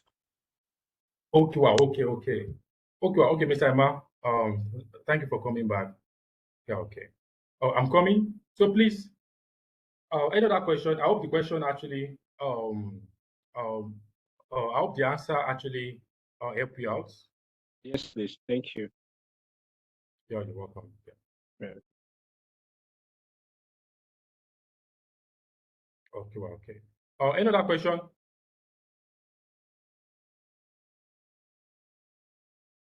Okay, there's no question for now. Okay, so, Mr. Amaso, please, can you just give us a little brief about your career journey, so in Okay. cybersecurity, so that we can just wrap up everything and All right. My apologies for the glitch on my side. I'm actually away for the weekend. I'm in a very new place, so I don't have my internet. What is it? Router with me, so I'm connecting with a public network. So it's a bit of a mess for me right now. no So, but I problem, had Mr. to do Emma. this. So my No problem. apologies. Thank you very much for creating time. All right. You're welcome, sir. First of all, just want to appreciate you, Mr. Akin, for the opportunity and for doing this actually for the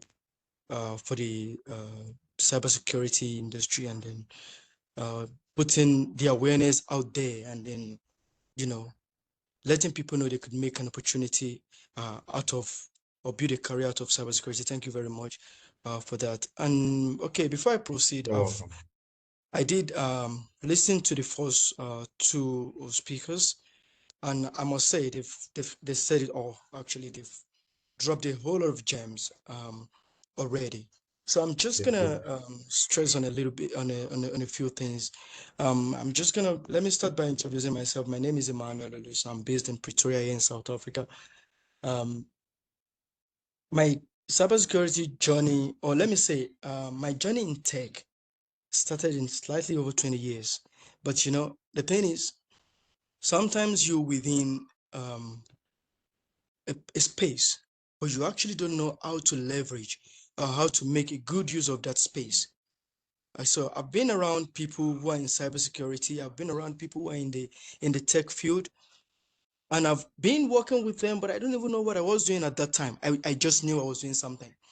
So not until recently, during COVID, and let me just give you a bit about my career background. I'm into a whole lot of things. I'm a photographer, cinematographer. That was actually my initial field of work. That was my main source of income at one point. And then I diversified into web designing, software designing, graphic designing, and all. But at the moment, I'm a cybersecurity and cloud engineering professional, a SOC analyst, and I still function as a software developer. So during COVID, I was working as a photographer, cinematographer. One of the few famous foreign photographer and cinematographer within the South Africa, within the industry in South Africa. So I was very opportune to have worked with a few celebrities both here and in Nigeria, the like of your Davido, Wizkid, Burna Boy, CDQ and all. But when COVID came, COVID made us realize that, yeah, you might be doing something very good for yourself. You might be doing something very well for yourself. But is it sustainable? Can what you're doing take the test of time? And when COVID came in, someone with a successful career like me had nothing to fall back on because no one was booking us for events. People are not allowed to travel and all. And I realized, nah, there need to be something else to be done. That was when I discovered cybersecurity. And ever since then, I took a few cybersecurity courses. Like my previous, like the previous speakers said, we all started from Cisco. We all did something from Cisco, and then eventually I did a few things with other institutions as well. Then I realized going into cybersecurity, if you really want to gain value, you need to be able to pay for the value. So I did pay for a couple of courses, and eventually I wasn't getting the satisfaction that I wanted or that I seek. And then I've known Mr. Akin for a while. I've connected with him on LinkedIn. I remember the first time I heard of him, my wife actually told me, no, check this guy out. He's into cybersecurity. Maybe he could do something for you. And that's slightly about 3-4 years ago. But for that, but ever since then, I only had his contact on my phone, or I had him on my LinkedIn, and we've never really had a proper conversation. But at one point, early this year, I said to myself, no, I need to reach out to him because yes, I'm doing a whole lot of things. I've studied, the skills are there, the knowledge is there, but I need to be able to define my journey. So I reached out to him, and he actually helped, very well in me defining and then finding my faith in the cybersecurity space. And right now, I currently work with a company called it's called Postnet. Well, I don't work for them as a cybersecurity expert, but I work for them as a branch manager. But I freelance as a cybersecurity expert. I take every opportunity as they come. And I'm going to share a few things that helped me along the journey. So when COVID came in, I had other skills I could, fall back on. But I did identify which one will work best for me. So for you to go into cybersecurity, you need to identify what's good for you. Because you find out, okay, you want to do something, but because you had people talking about cybersecurity and how much how lucrative the industry is, and you feel like, yeah, I want to do it just for the money because I want to make money. That's not enough reason. Of course, we all do whatever we do it for the money, except if we're gonna lie to ourselves. You might have a drive. You might have something else motivating you. You might have a passion for it, but nobody wants to do anything. Nobody wants to follow their passion and not make money out of their passion. That's just the fact. So you need to identify, what is cybersecurity about? Am I actually doing it for the right reason? Because if you don't know what cybersecurity is all about, you're going to jump in, you're going to have the best of skills and knowledge, but you won't know how to leverage on your skills and your knowledge. So the first thing you need to know is you need to know, what's cybersecurity about? What's my motive? What's motivating me? Is there a passion for this? Because you can't be in the cybersecurity field if you're not passionate about it. You are like the military of the space. You are like the police of the space. And you as a police officer, if you're not passionate about your job, I mean, you're not going to do it the way you want. That's why we're having a problem with, I'm very sorry to say this, with Nigerian police, because most of them are doing it because they know, yeah, I can always set out there, bully the poor masses, and then just make something out of it. And that's why you always see people, they don't pray for them, they curse them. So it's going to be the same thing if you're in cybersecurity for the wrong reason. We have a whole lot of issues, stories around cybersecurity. I mean, around the cyberspace. I mean, where you have people's account being hacked, money being taken, specific type of people, especially old people, being targeted, and and such people are not prayed for, and that's why you always see the law enforcement organization are always in and on those people because they're not doing the right thing. So we need to make sure we're in the space for the right reason and we have a drive for it. So that's the first thing we need to understand about cybersecurity. You need to understand, why am I into it? And you need to understand the landscape.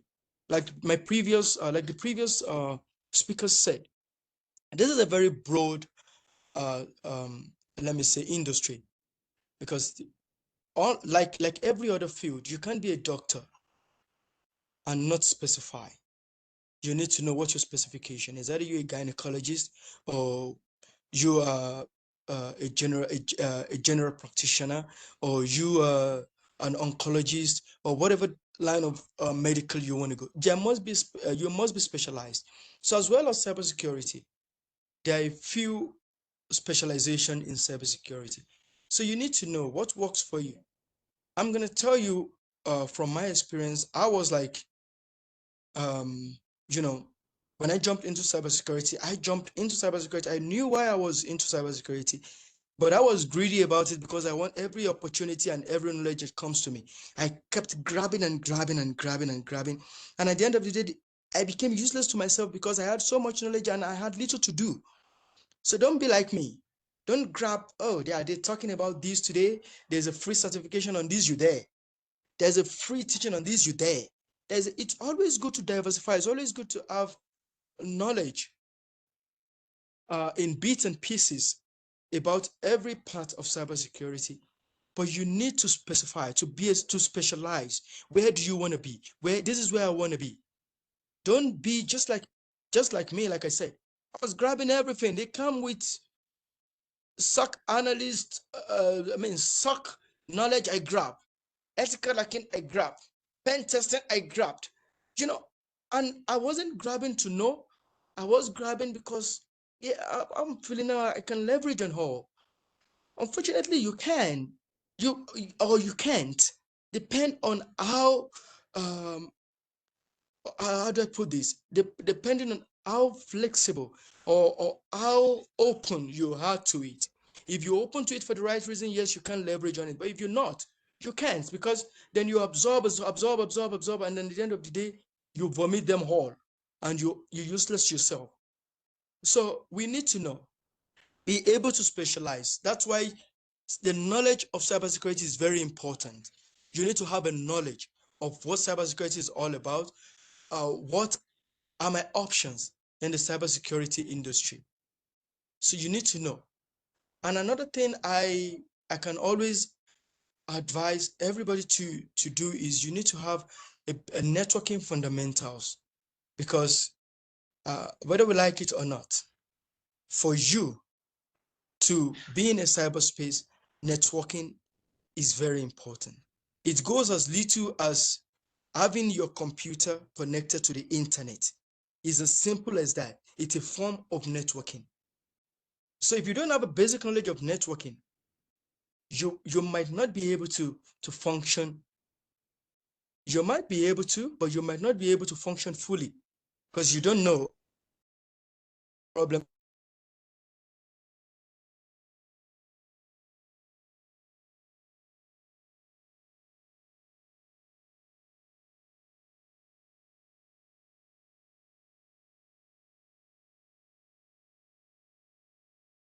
Oh, I guess we lost him. Say, Just maybe. Okay. Have I exceeded my time? Hello? Okay, Oh have I no, Mr. exceeded? Man, you can go ahead. Oh no, you Okay, can go ahead. all right. So let's say I'm running a 10, let's say a 50 staffed business, and I want you to run ethical hacking. I want you to run ethical hacking for MySpace. And now you have no knowledge about the networks. You don't even know how networking works. And then you're there, and then what will you do?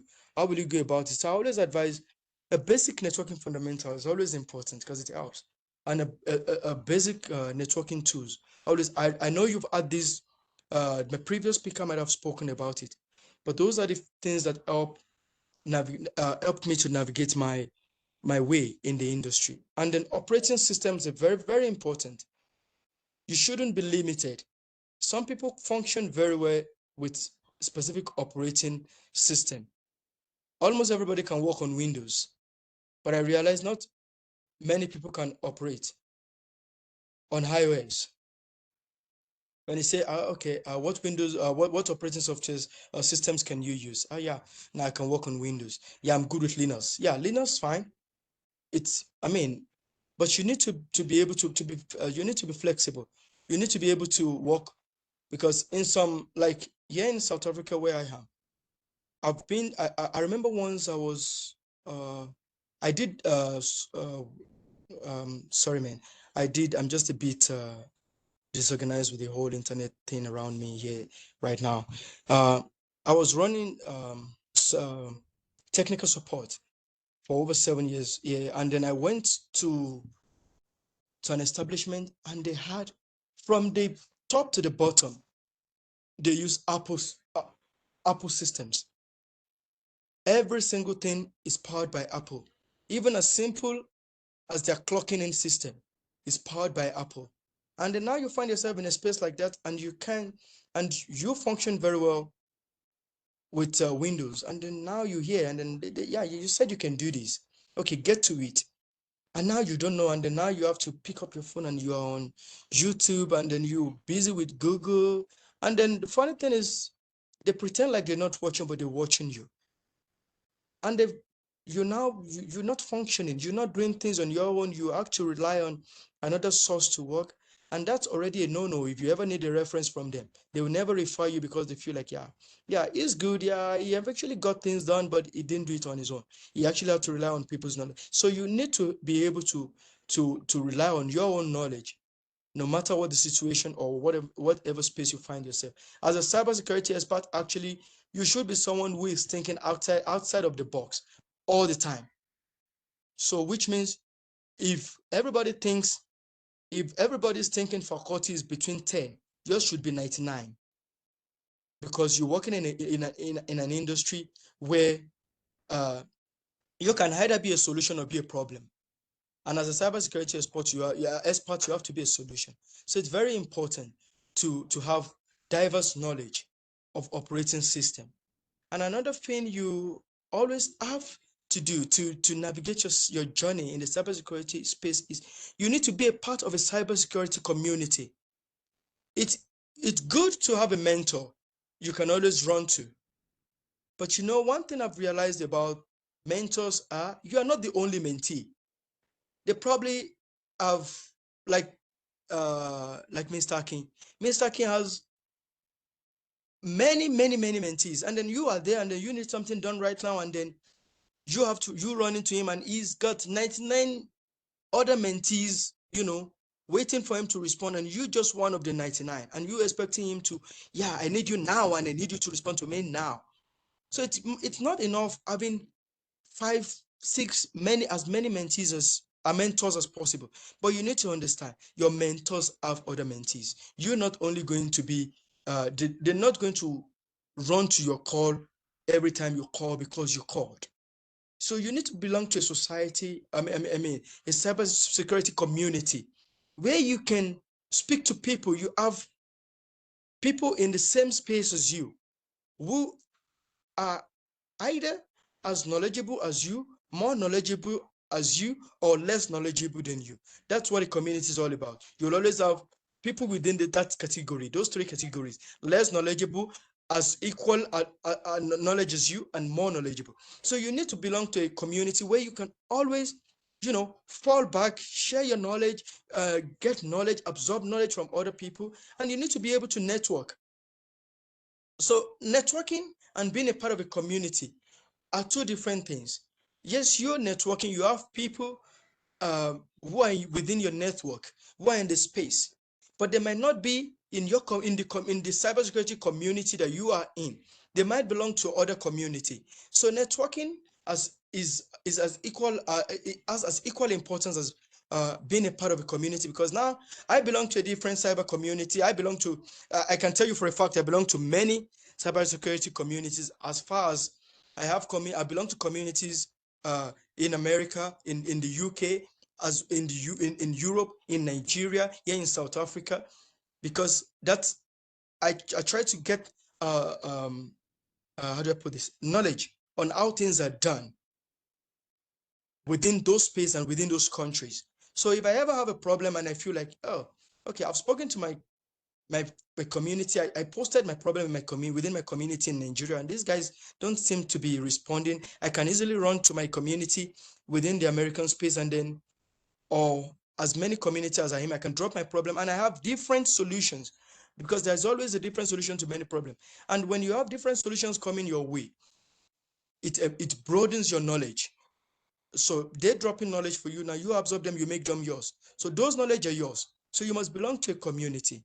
And like I said earlier, it's very important. You must have people who are helping you with pay, who are you paying for courses, who are helping you. Because when you have paid courses, it's very easy you can easily go to them and say, hey, please help me with this. Because the fact that you're paying them for value, they will always be there to help you. So don't just be in a community or network with people and not be willing to pay for value. It's very important. Like they will say in Nigeria, Yoruba, they say, money is the bicycle to getting things done. If you want to get things done, you need to be able to pay for value. Don't be stingy with learning, and don't be stingy with pouring out resources to getting knowledge. Another thing that I can always put out to you is certification. I know many people say certifications are not as important, but in my experience with my experience with the job and the workspace in South Africa and in other countries I've applied to, a basic cybersecurity certification will be very important. A basic, like your ISC2 certification, the basic ones, your computer cybersecurity plus, or as simple as, if you want to be a cybersecurity ethical hacker, get a certification. You know what that does to you is it verifies your knowledge and your skills about what you said you're doing. How do people know you know what you're doing? You have a certification to show for it. I did this. You know, some people won't be as lucky as many who got into the cybersecurity space without certification. Some people won't be as lucky as them. Some people just need to be able to verify they actually know what they're doing. So I would always advise, get a basic certification. You don't have to do 500 million certifications to get into the space. One or two is enough for you to be able to prove your knowledge in cybersecurity, and for you to be able to show, yes, I know what I'm doing. And always get your hands, like the very first speaker said, hands-on experience are very important. And there are a lot of websites, a lot of platforms out there dishing out hands-on experiences for free. Make use of them, because now you learning. It's not enough learning. You're doing the theoretical part of learning.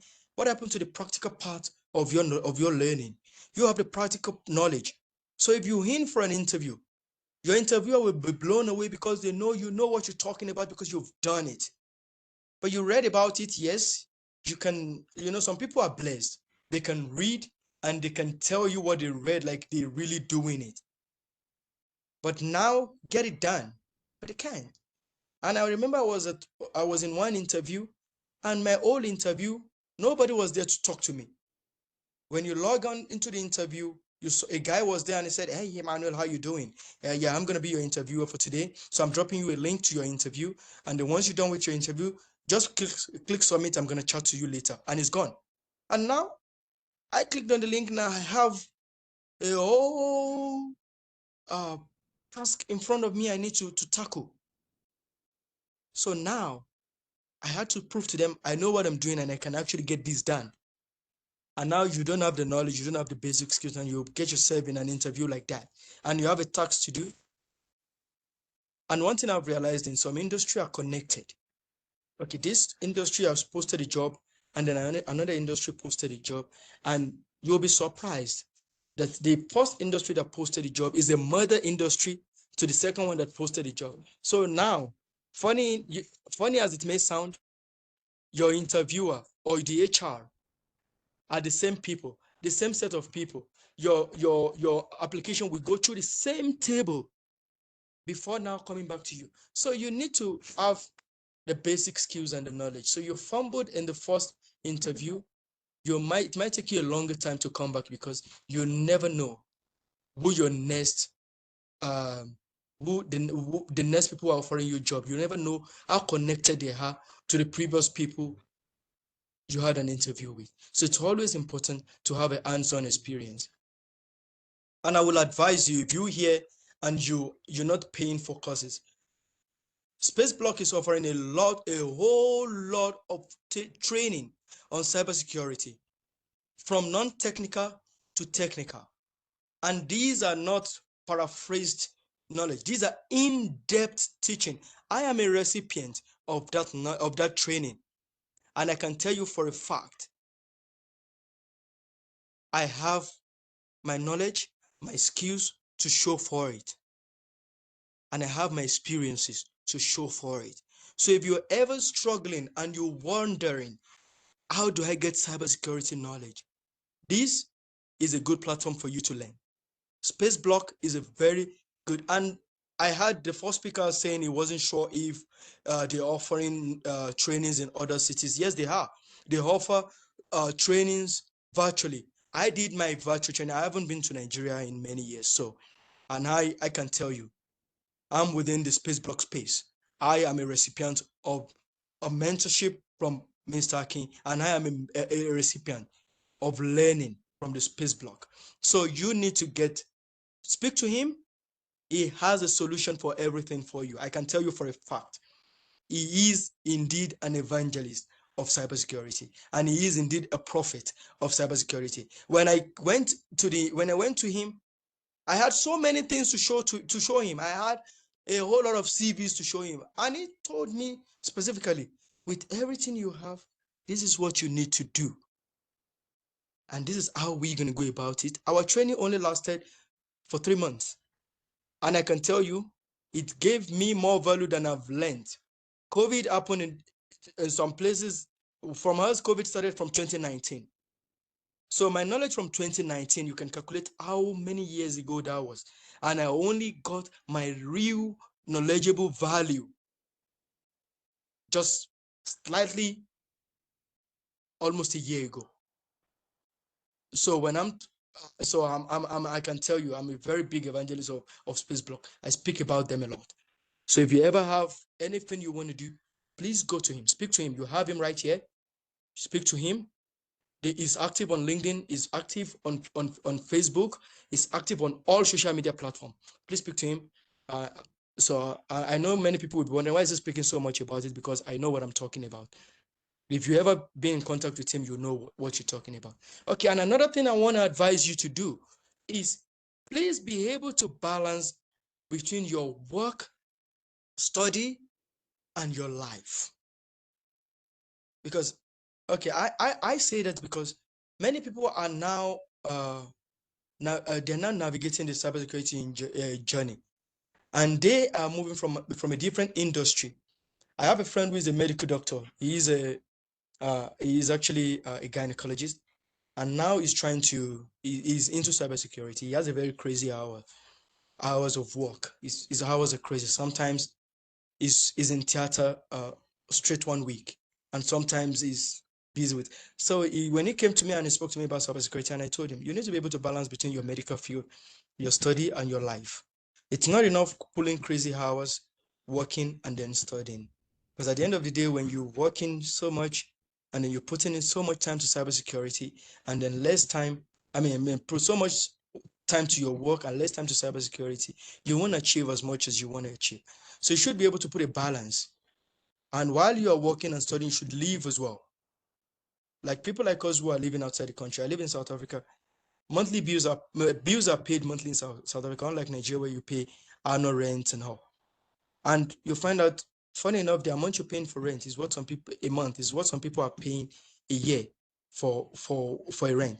And so for you to be able to meet up, you need to put in crazy hours. You're running, you doing so many things, and on top of that, you're busy, you're studying. So if you don't want to crash or you don't want to die without achieving your aim, you need to be able to put a balance to your work and your study life, and as well as your life, your social life, because you need to have a social life while you're studying and while you are studying. So it's very important. So you need to be able to put a balance to it. And another thing you need to understand is, though you are still in the early stage of your career, you're still finding a way to navigate your career. Like I said earlier, find your purpose. Which area of cybersecurity do I want to go? I want to be an ethical hacker. Fine, good. Stick to it. But while you are finding your faith, try to familiarize yourself with ethical hacking tools. Watch, like Mr. Obey said, there are a lot of opportunities on YouTube. Get yourself on YouTube. Get how those tools work while you're saving to pay for value. Learn how those tools work so that by the time you get enough money now to pay for the value, you have a proper understanding, because this is the tool you've been working on. So familiarize yourself with your cybersecurity, with the tools that works with your area of specialization. As a SOC analyst, you need to know what tools you will be useful for you as a SOC analyst. And you need to identify them, and you need to be able to familiarize yourself. You don't have to be 100 years in cybersecurity to be able to work on tools. You can discover your purpose today and get yourself on those tools today. You learn as you go until you're able to save to pay for value. And another thing, many of us runs after money. Okay, now I have the knowledge of cybersecurity. Now I have the certifications that I need. Now I'm looking for a job. Sometimes what you need is not a job right away. Sometimes what you need is internship and volunteer work. You need to be able to volunteer, because now where you're volunteering, that's where you learn. You're volunteering, you're not getting paid for it. So they're not going to kill you if you make mistakes. They will help you to learn. You are in internship. Internship will educate you more on what you need to know and what you need to do. So be open for internship and volunteer works. Don't just be, no. Someone once said something to me, but I paid for it. Why must I do it for you for free? Of course, you don't have to do it for free, but it might be important for you to do it for free for the knowledge, because while you're doing it for free, you're learning. So be open to volunteering. If you look for me online, if you search my name online, you will see I volunteer as a mentor in many other things. Not just, I'm not mentoring. Let me put it out there to you. I myself, I'm still navigating my journey in cybersecurity. So please don't come to me and say, mentor me in cybersecurity. But for a fact, if you see, I mentor people I'm just putting it out there so they don't come to me and say, yeah, you said you mentor people. Now I'm here cybersecurity. I have a mentor myself. He's right here, so he knows what I'm talking about. So, but what we can always do is we can always push you to our mentors so that they can help you while we get help as well. So what I can say to you, I mentor people in my line of work. I was a photographer and a cinematographer. I have the knowledge. I volunteer to give people the knowledge. If you're interested, why not? There you go. I can teach you on basic things you need to do. I'm a graphic designer. I'm a web designer. I can do that. I'm volunteering. So because you have the knowledge, because you have years of experience, doesn't mean you're too big to volunteer. Because what you're doing, other people are doing it differently. So that's how you get to learn. Because while you volunteer, you're working with people, with other people. You get to absorb their knowledge, which I'm doing that a lot. I volunteer every chance I get. I volunteer. Cybersecurity or no cybersecurity, if it's within my space and knowledge, I do them. It's very, very important. Those help you to grow. And anybody you volunteer for and you do it very well, if an opportunity to earn comes, you will be the first on their list. So that's another strategy in getting your foot in the door. If you're volunteering for someone, if they are not a wicked people, if they are not witch and wizards, and you volunteer for them and you did it well, they will always consider you when an opportunity comes in. So be open to learning and volunteering. It's very important. And another thing is, you must have setups of home lab. You must have a home lab setup for yourself, because then now that helps you to practice your skills and your knowledge, and they guide to you. They guide you in what you do. Home labs, set it up. It's not going to kill you. It's on your system. It's not going to harm you. That thing doesn't eat. So you're not going to be paying rent for your home lab. It's your home lab. Set it up. If you ever go on YouTube and you see something someone did, because you have a home lab, you go back, you do it yourself. And that's how learning comes in. That's how knowledge comes through to you. Because yes, I see them do it. And I can tell you for a fact, most of the things that I tell you I do and I've mastered, you can check me out, you'll see. Graphic design, I never learned it from anybody. I never paid to learn it. I saw people do. I have a friend who was a graphic designer, a very top one in Nigeria. And I always watch him do things. I sit with him and I learn. I pick my paper, I write. This is what he did. I got home, all the tools he had, I put them on my system. And I started doing what he did. And today I have people I've worked. I can tell you for a fact, I've worked for people as far as Australia, New Zealand, America, the UK, with graphics and web designing. Apply the same skills in your cybersecurity journey. When you have the home lab, you have your home lab, you see people do things. When you stuck, you have your mentor next to you to run to and say, hey, I saw someone did something and I tried doing it, but now I can't figure what I did wrong. You have your mentor to run to. They can always guide you. You have your community to run to. They can always guide you. They're very, very important.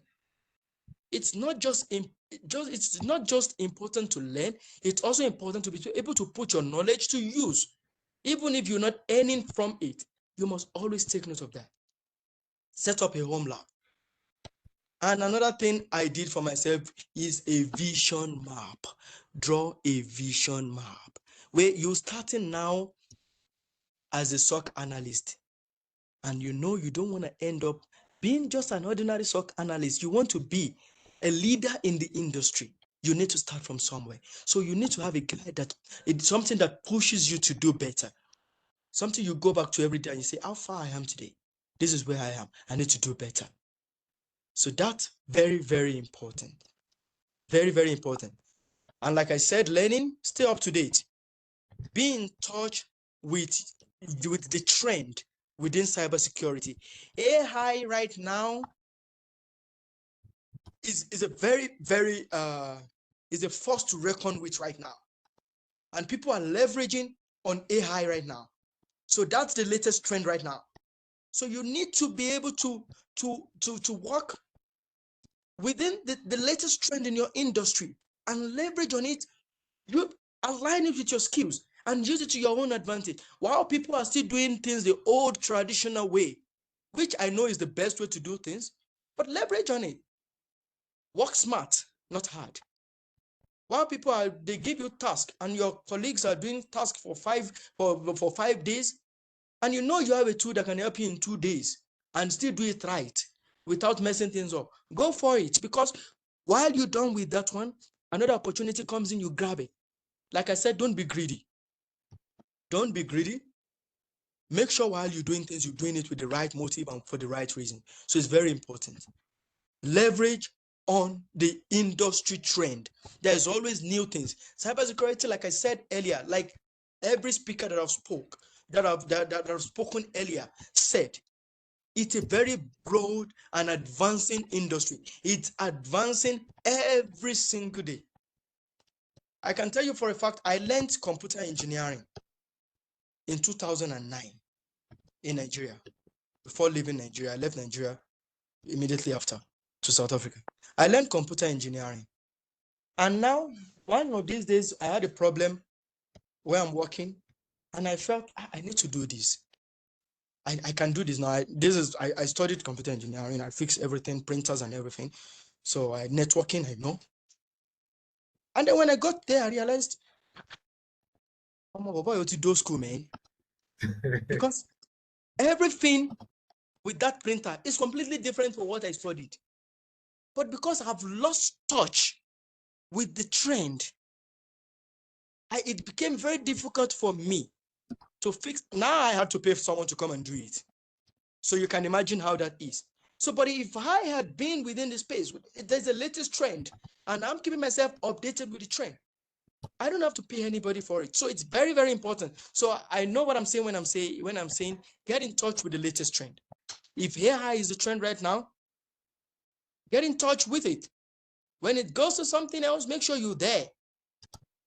So it's very, very important. And another thing is, as you navigate your journey, make sure you have the right people within your circle. People who will keep you motivated. Not people who will pull you down and say, cybersecurity that you're doing. I'm sorry, I know there are a lot of people here who don't speak Yoruba, but it's just for me, I feel like within our community, as Yoruba community, there are certain things, there are certain ways we speak about things, we talk down things, and people don't ever want to touch it again. I remember when I started my journey as a software developer, and then when I told someone I want to do software developer, I said, software developer, okay, whoa, and then I got on and I'm like, okay, software development. And only to find out, funny enough, the same guy who told me not to do software development and go and find something good to do, that guy's a Java developer. They're talking you down because they feel like, yeah, we're doing it, we're making money, he's gonna make as much money as we make, so let's talk him down. So you don't need those negative energies around you. You need people with the same mindset as you. You want to grow, they want to see you grow, and they want to grow with you. You need to build yourself around people who want to grow with you. It's very, very important. If you're learning, if you're paying for value, if you're having, if the top in the cybersecurity are mentoring you, if your community is one of the biggest and the best communities in cybersecurity, or if you're not getting the motivation you need to keep you going, it's going to take a miracle for you to succeed in the industry. So it's very, very important. Align yourself with the right people. Know what your dreams are. Be ready to pay for value. Be a part of a community. Be ready for mentorship. Be willing, be ready to volunteer and be open to unpaid internship, even if it's what you have to settle for. Be willing to do that. And lastly, before I go, make sure you're putting yourself out there. Even if you feel like you are not ready, the knowledge you have is what some industry needs. The little skill you have is what some HR will love to have within their industry and their space. So please don't underrate your knowledge and don't underrate your skills. Put yourself out there. Be visible. Be in people's face if you have to. Let them complain. It's none of your business. You are there, you are there. Don't care. Like me, I don't care. You are making posts every day. You are talking about cybersecurity too much. Is it paying you yet? That's your problem. For me, it's what I love to do, and I have to do it. So please don't be scared to put yourself out there, and don't be scared to challenge yourself. Be willing to challenge yourself. Be willing to take risk. Can you do it? Yes, I can do it. Even though if you can't, yes, I can do it, because you know you have a mentor you can run to and say, sir, I did tell people I can do this and they are offering me a job. Can you help me? How do I go about it? That's what your mentors are there for. So don't short sell yourself. Thank you very much for the opportunity. Thank you very much, Mr. Akin, for the privilege. And then the people who are here, I appreciate you for being here. And then thank you so much. Thank you. Wow. Thank you so much, Mr. Emma. Thank you so much. It's a very lovely one. Thank you so much. It's actually very, insightful one from you. Thank you, Mr. Emma. Thank you, Mr. DG. Thank you to Mr. DG. Thank you, everyone. Thank you guys for joining. And thank you for this moment. I know that some of you might have some other things to do. Sorry for keeping you guys to this extent. And thank you so much. We won't be able to, stay more, so please, if you just have one or two questions before we wrap it up, you can ask why, why there's any other question you have. I've dropped the WhatsApp group for you guys, for everyone, so you can look at the chat, the chat box, so you see the WhatsApp link. I'm still going to drop it again. So from there you can join. In case if you have any question, you can drop it there, or you send a message, you send a direct message. I will always respond, or anyone on the group we always respond, like the like of Mr. DG, Mr. Emma, they will always respond to you on the WhatsApp group. So please, if you have any question, you can ask, so that we can wrap it up.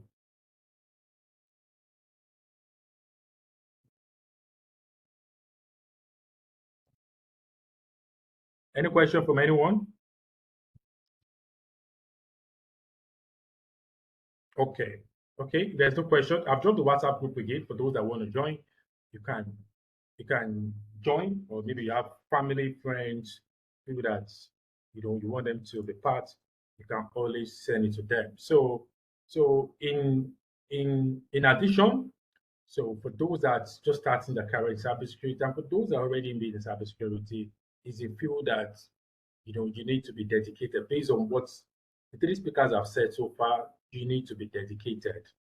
That there's challenges, there might be personal challenges, there might be environmental challenges, there might be a lot of challenge can comes on the way, But the fact that you have that dedication is going to be true. I remember when I started my cybersecurity journey, um, some years back, when I was not really getting an opportunity and the like. I kept on. There's a particular man on LinkedIn. I was sending a message to the man.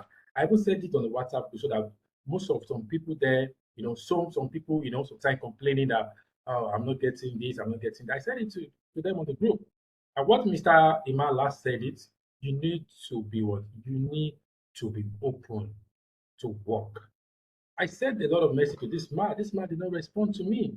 I know that maybe the man was deliberate. Based on what Mr. Man said, I can imagine how many people that have sent, or maybe how many people that have sent message to the man on a daily basis. But I did not, stop at that point in time. So when I sent my CV, I feel like, okay, what next right now? Even the one I saw was in Abuja. So then I was trying to relocate down to Abuja to stay in one of my family, but I was not really comfortable with it. And at the long run, I was applying to a particular cybersecurity job in Nigeria. All the name of all the name of getting a job.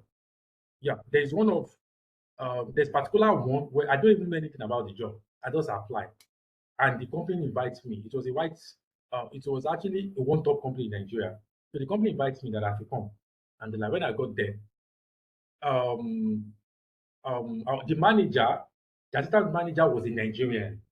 Yes, so I was there. I was just interacting. He was asking me some questions and the like. Then I was just like, end of the day, he didn't get back to me. They didn't get back to me. I was like, okay, no problem. Then I was just carrying my bag. I was sweating, trying to meet up. But I never stopped in that point in time. I kept on pushing myself, kept on pushing myself. So at the end of the day, I find myself working in a place where I'll just wake up in the morning, go, do whatever I want to do, and come back. But despite that, okay, this is not really what I want for myself. I kept on pushing it. I kept on pushing it. I kept on pushing it. I kept on pushing it. And the low was extremely low. You start because the owner told me that, okay, see, I might not be able to pay you salary because I can't pay you. I can't pay you because I don't even know how much I can pay you. So the person was open to me. So I was like, okay, I don't want to sit down at home. I want to get myself involved. So I was getting myself involved. Even sometimes people will feel that, okay, it's like this person has worked in cybersecurity for how many years in the company. Well, sometimes when you keep saying something, people. So I kept on because it's what I want. It is what I love. And I've seen, okay, this thing, there's something in this thing. So I kept on. Despite the challenge, I kept on. I kept on. So that place, I was volunteer to do a lot of things. So sometimes when I wake up in the morning, I get there early, I do a lot of tasks and the like. Me, I was doing it on the purpose of I am learning, I am training myself. Why others were not saying it in that way? They feel like, this guy now, this guy na jack of all trades. This guy was all talking, working. But me, I already have a target that I want to use this period that I'm here to learn to grow myself in this thing very well. So I was utilizing every moment, despite that the pay was just peanuts, was just talking. I was taking in, I was pushing and the light. But let me now tell you the funniest part of it is like that place that I actually worked for some years back, you understand, was actually a place that there's actually one thing that I got. It was through someone that I met there. And the person now called me one day that, okay, I can, there's something. And I said, okay, fine, okay, no problem. I'm available on the light. That is actually when some things change around. I didn't mean that I didn't went there, do something, the person knew me. So what I'm trying to say is that sometimes when you start small, it might feel like, okay, this thing is looking somehow, you might not believe.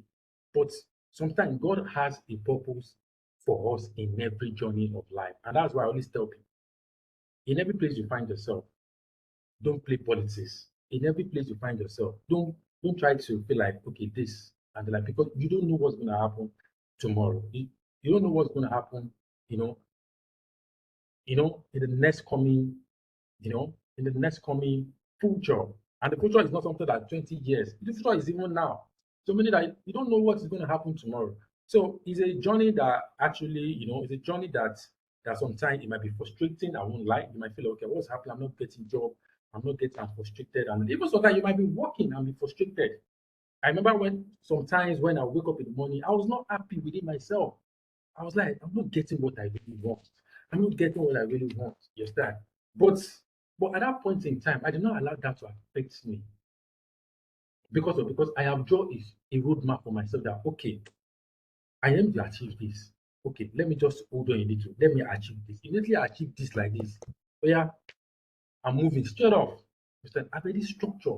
And not just structure sometimes. Someone needs to structure based on the way God guides someone. Because sometimes you might make some decision and you might later blame yourself making that decision. So that when God is with you and when God is seeing your heart, just like when you are working with your heart, you are doing what you are meant to do. But yet they are not doing they are not getting that reward at that point.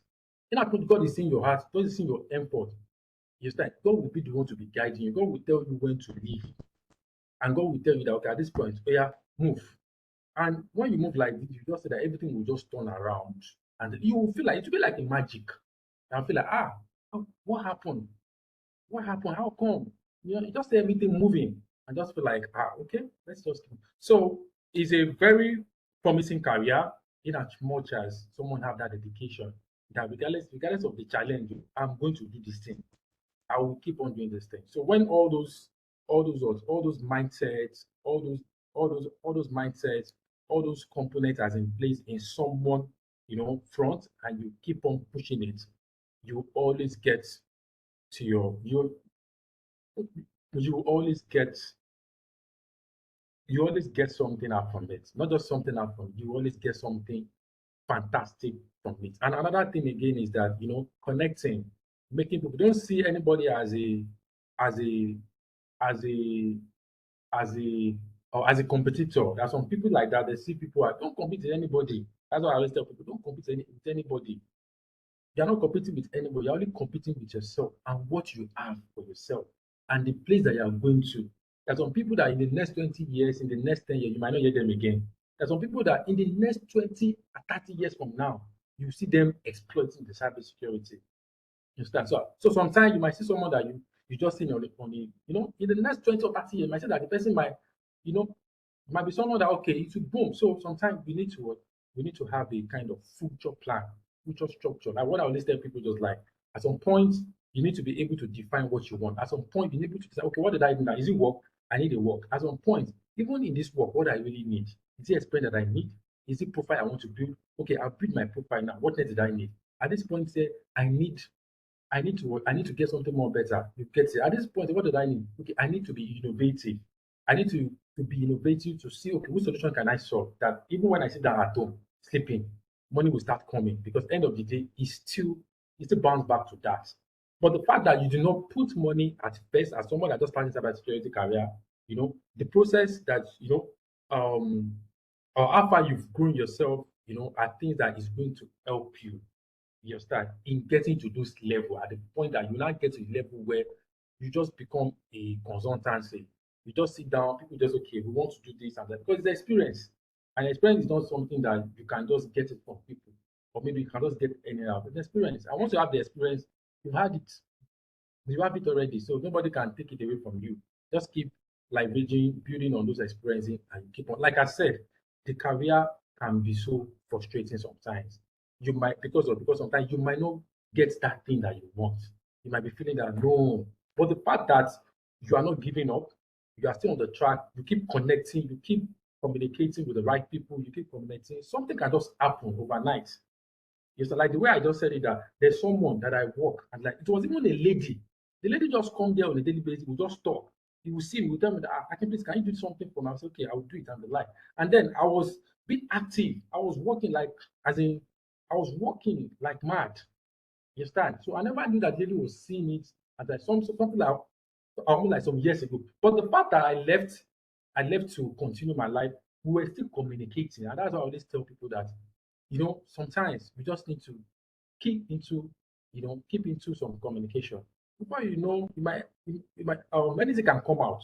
Like, okay, there's someone that I know, or maybe I have someone within me. Yeah, okay, please, can you come? Please, sir, please, ma, can you come? That's how someone will just, get to, get what that thing that the person has been craving for since. That's how someone will just get it. Yeah, so just so thank you everyone. So in summary, don't give up, be determined, stay focused in the field because that is what the digital economy is going into.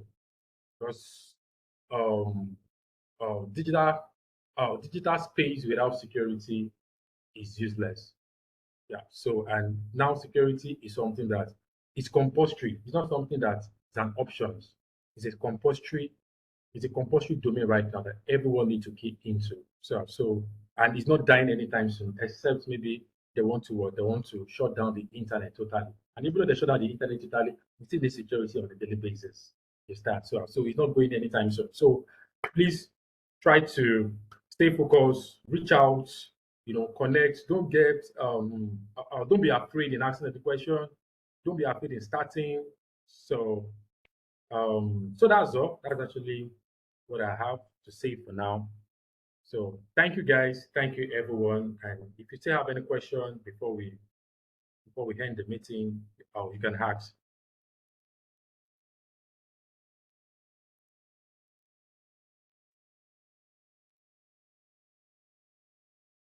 Hello, good Sir, evening. Mr. Akin, sir. Prof, Good evening, sir. how are Mr. you Akin, sir. doing? Okay, I want to ask Fine, a sir. Mr. Akin, question. sir. Okay, my Okay, sir. question is,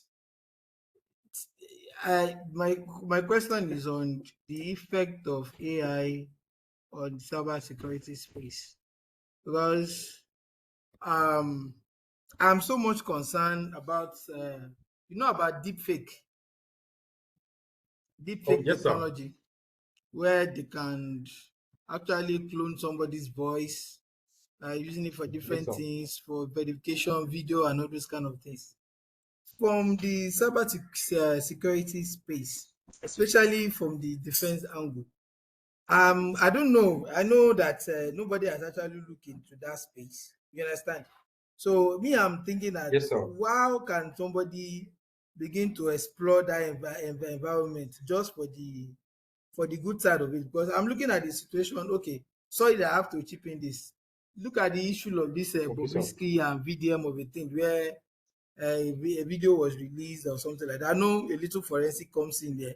So from the cybersecurity space, as a cybersecurity analyst, how can we actually venture into that space, trying to exploit it? Because I see like it's still this is one of the effects of AI. How can we like venture into it, try to take advantage of it, grab the knowledge and try to expand from there? Because it's something that I see that it's going to expand a lot. That's the question I want to ask.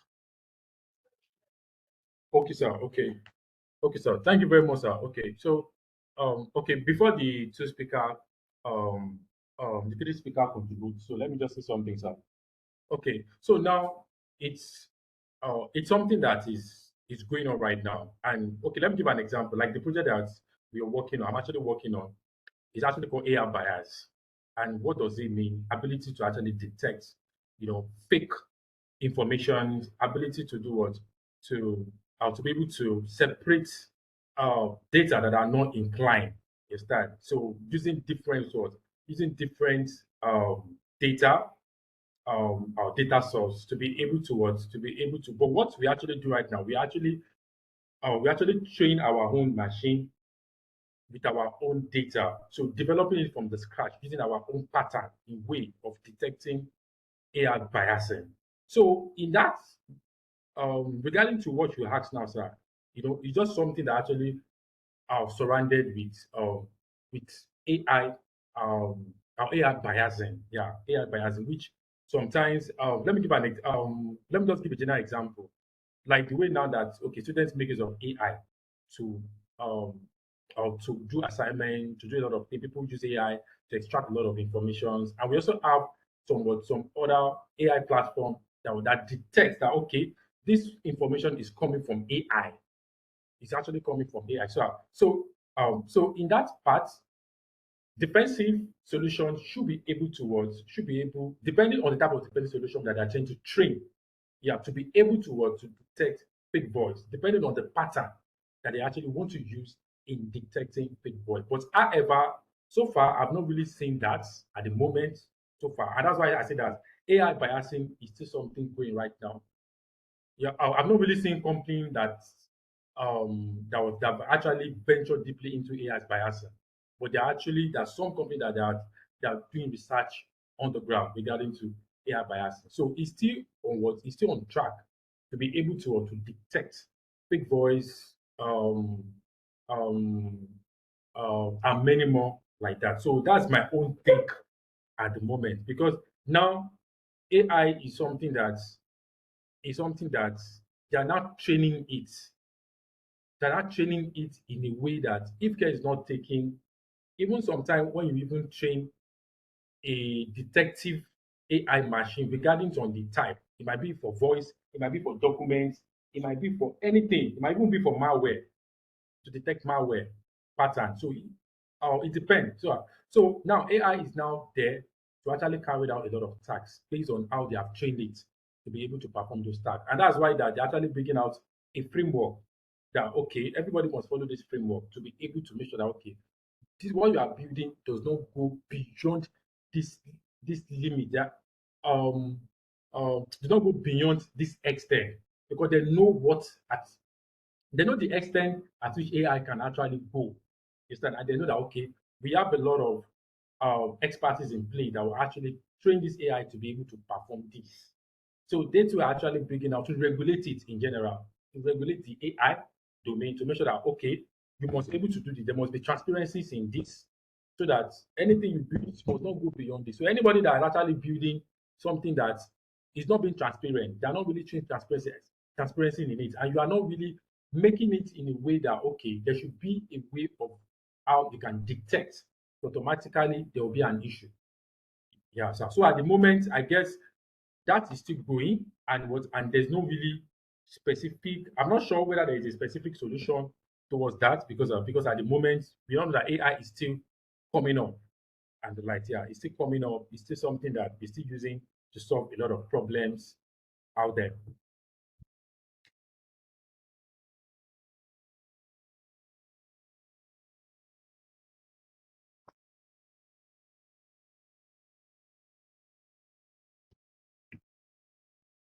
Hello.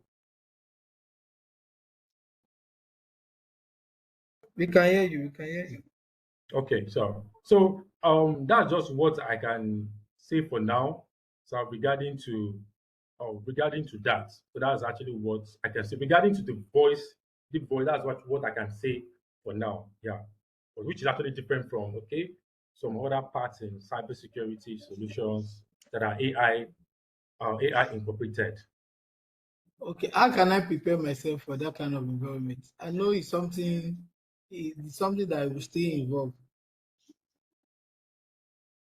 Okay, well, okay. So it depends on it depends. It depends whether you actually want to dive deeply into AI. So because diving into deeply AI, there's a lot of skill set that need to be added.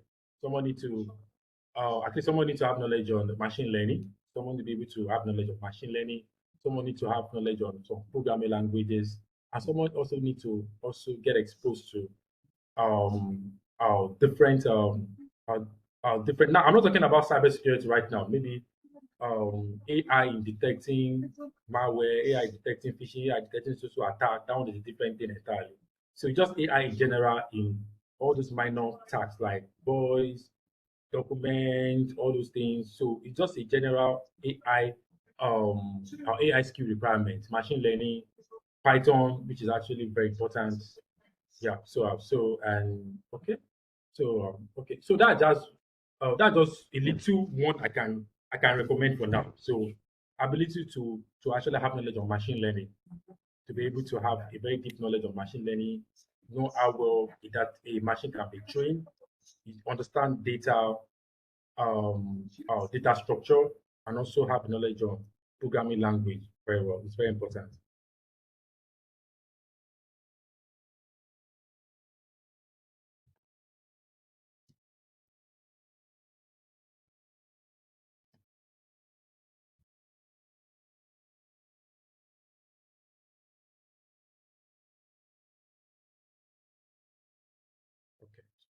Okay. Another question.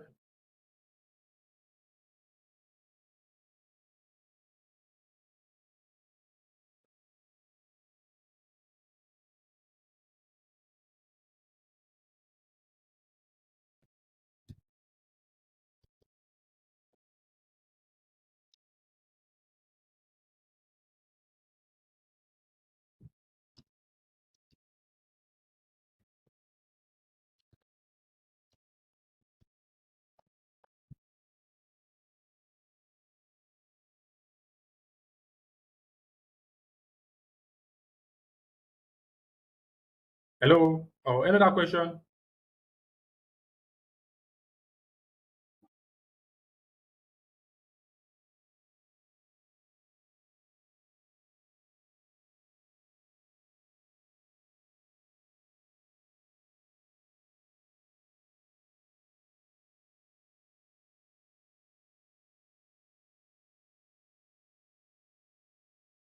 Okay. If there's no question, so we can just end it. So in case if you have any other question, so you can always add from the group, or you send a direct message to me, yeah, so that we can actually work. We can respond to you like that. So please just try as much as possible to keep on developing yourself, depending on which area you want to go for, and any area you want to pick up. Try to understand what you want to do on the area this time. We have a lot of platform, a lot of framework out there too that you can always leverage on. You can always tend to train yourself on. So just try as much as possible to keep on the learning. And any part that you want to choose, you want to pick, just make sure that you understand that part very well.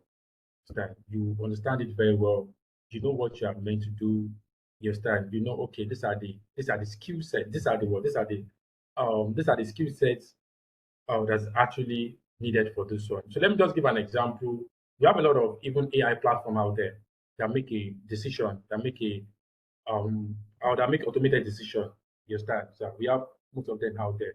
But the fact is that if someone is not careful enough, you understand? You just see that some of them are just copy and paste. They just leverage on some framework that they just pick up. You understand? Or maybe different APIs. You understand? Because different APIs out there that can able to do that task. But if it's something that you are building it from the scratch, it's different. It's that. So it's now something that is out there. The framework, the API is out there that you can just integrate. Then what it's able to perform whatever you want to use it for, which is different from whether you are building like the one we are actually working on for my hand. We are building a decentralized system, a financial um a financial system from the scratch, which is different from we are not getting any API from anywhere. We are not using, okay, maybe we want to you want to get an API that will actually perform this, you want to get an API that will perform something. So it's been built from the scratch. So it's different from, okay, I want to do so tax.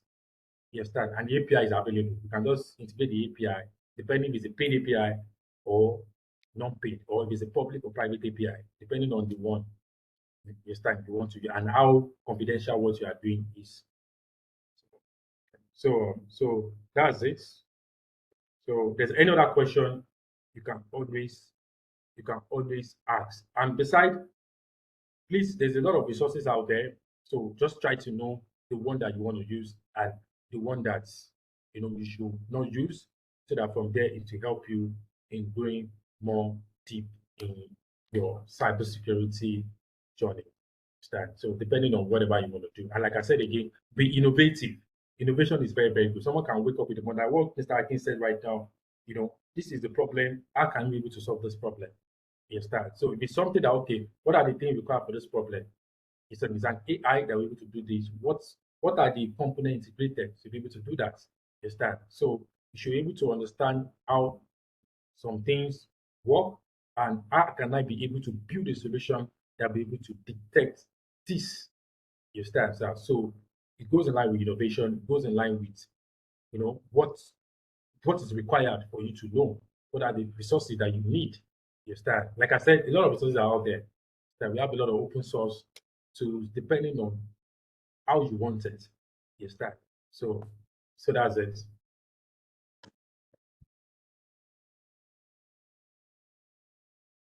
Okay, so thank you everyone. So since that there's no question at the moment, okay, so thank you very much. So as time goes on, we're still gonna have another section um for you guys, so which might be different from this one. So it might be a particular tax, so that will actually expose everyone to some other things in cybersecurity. Yeah. So thank you guys, thank you everyone. So do have a lovely okay, we're almost 6 evening already, so do have a lovely night rest. So let me see that.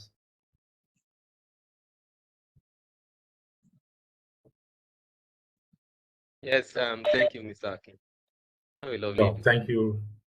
Oh, and you Thank you. too.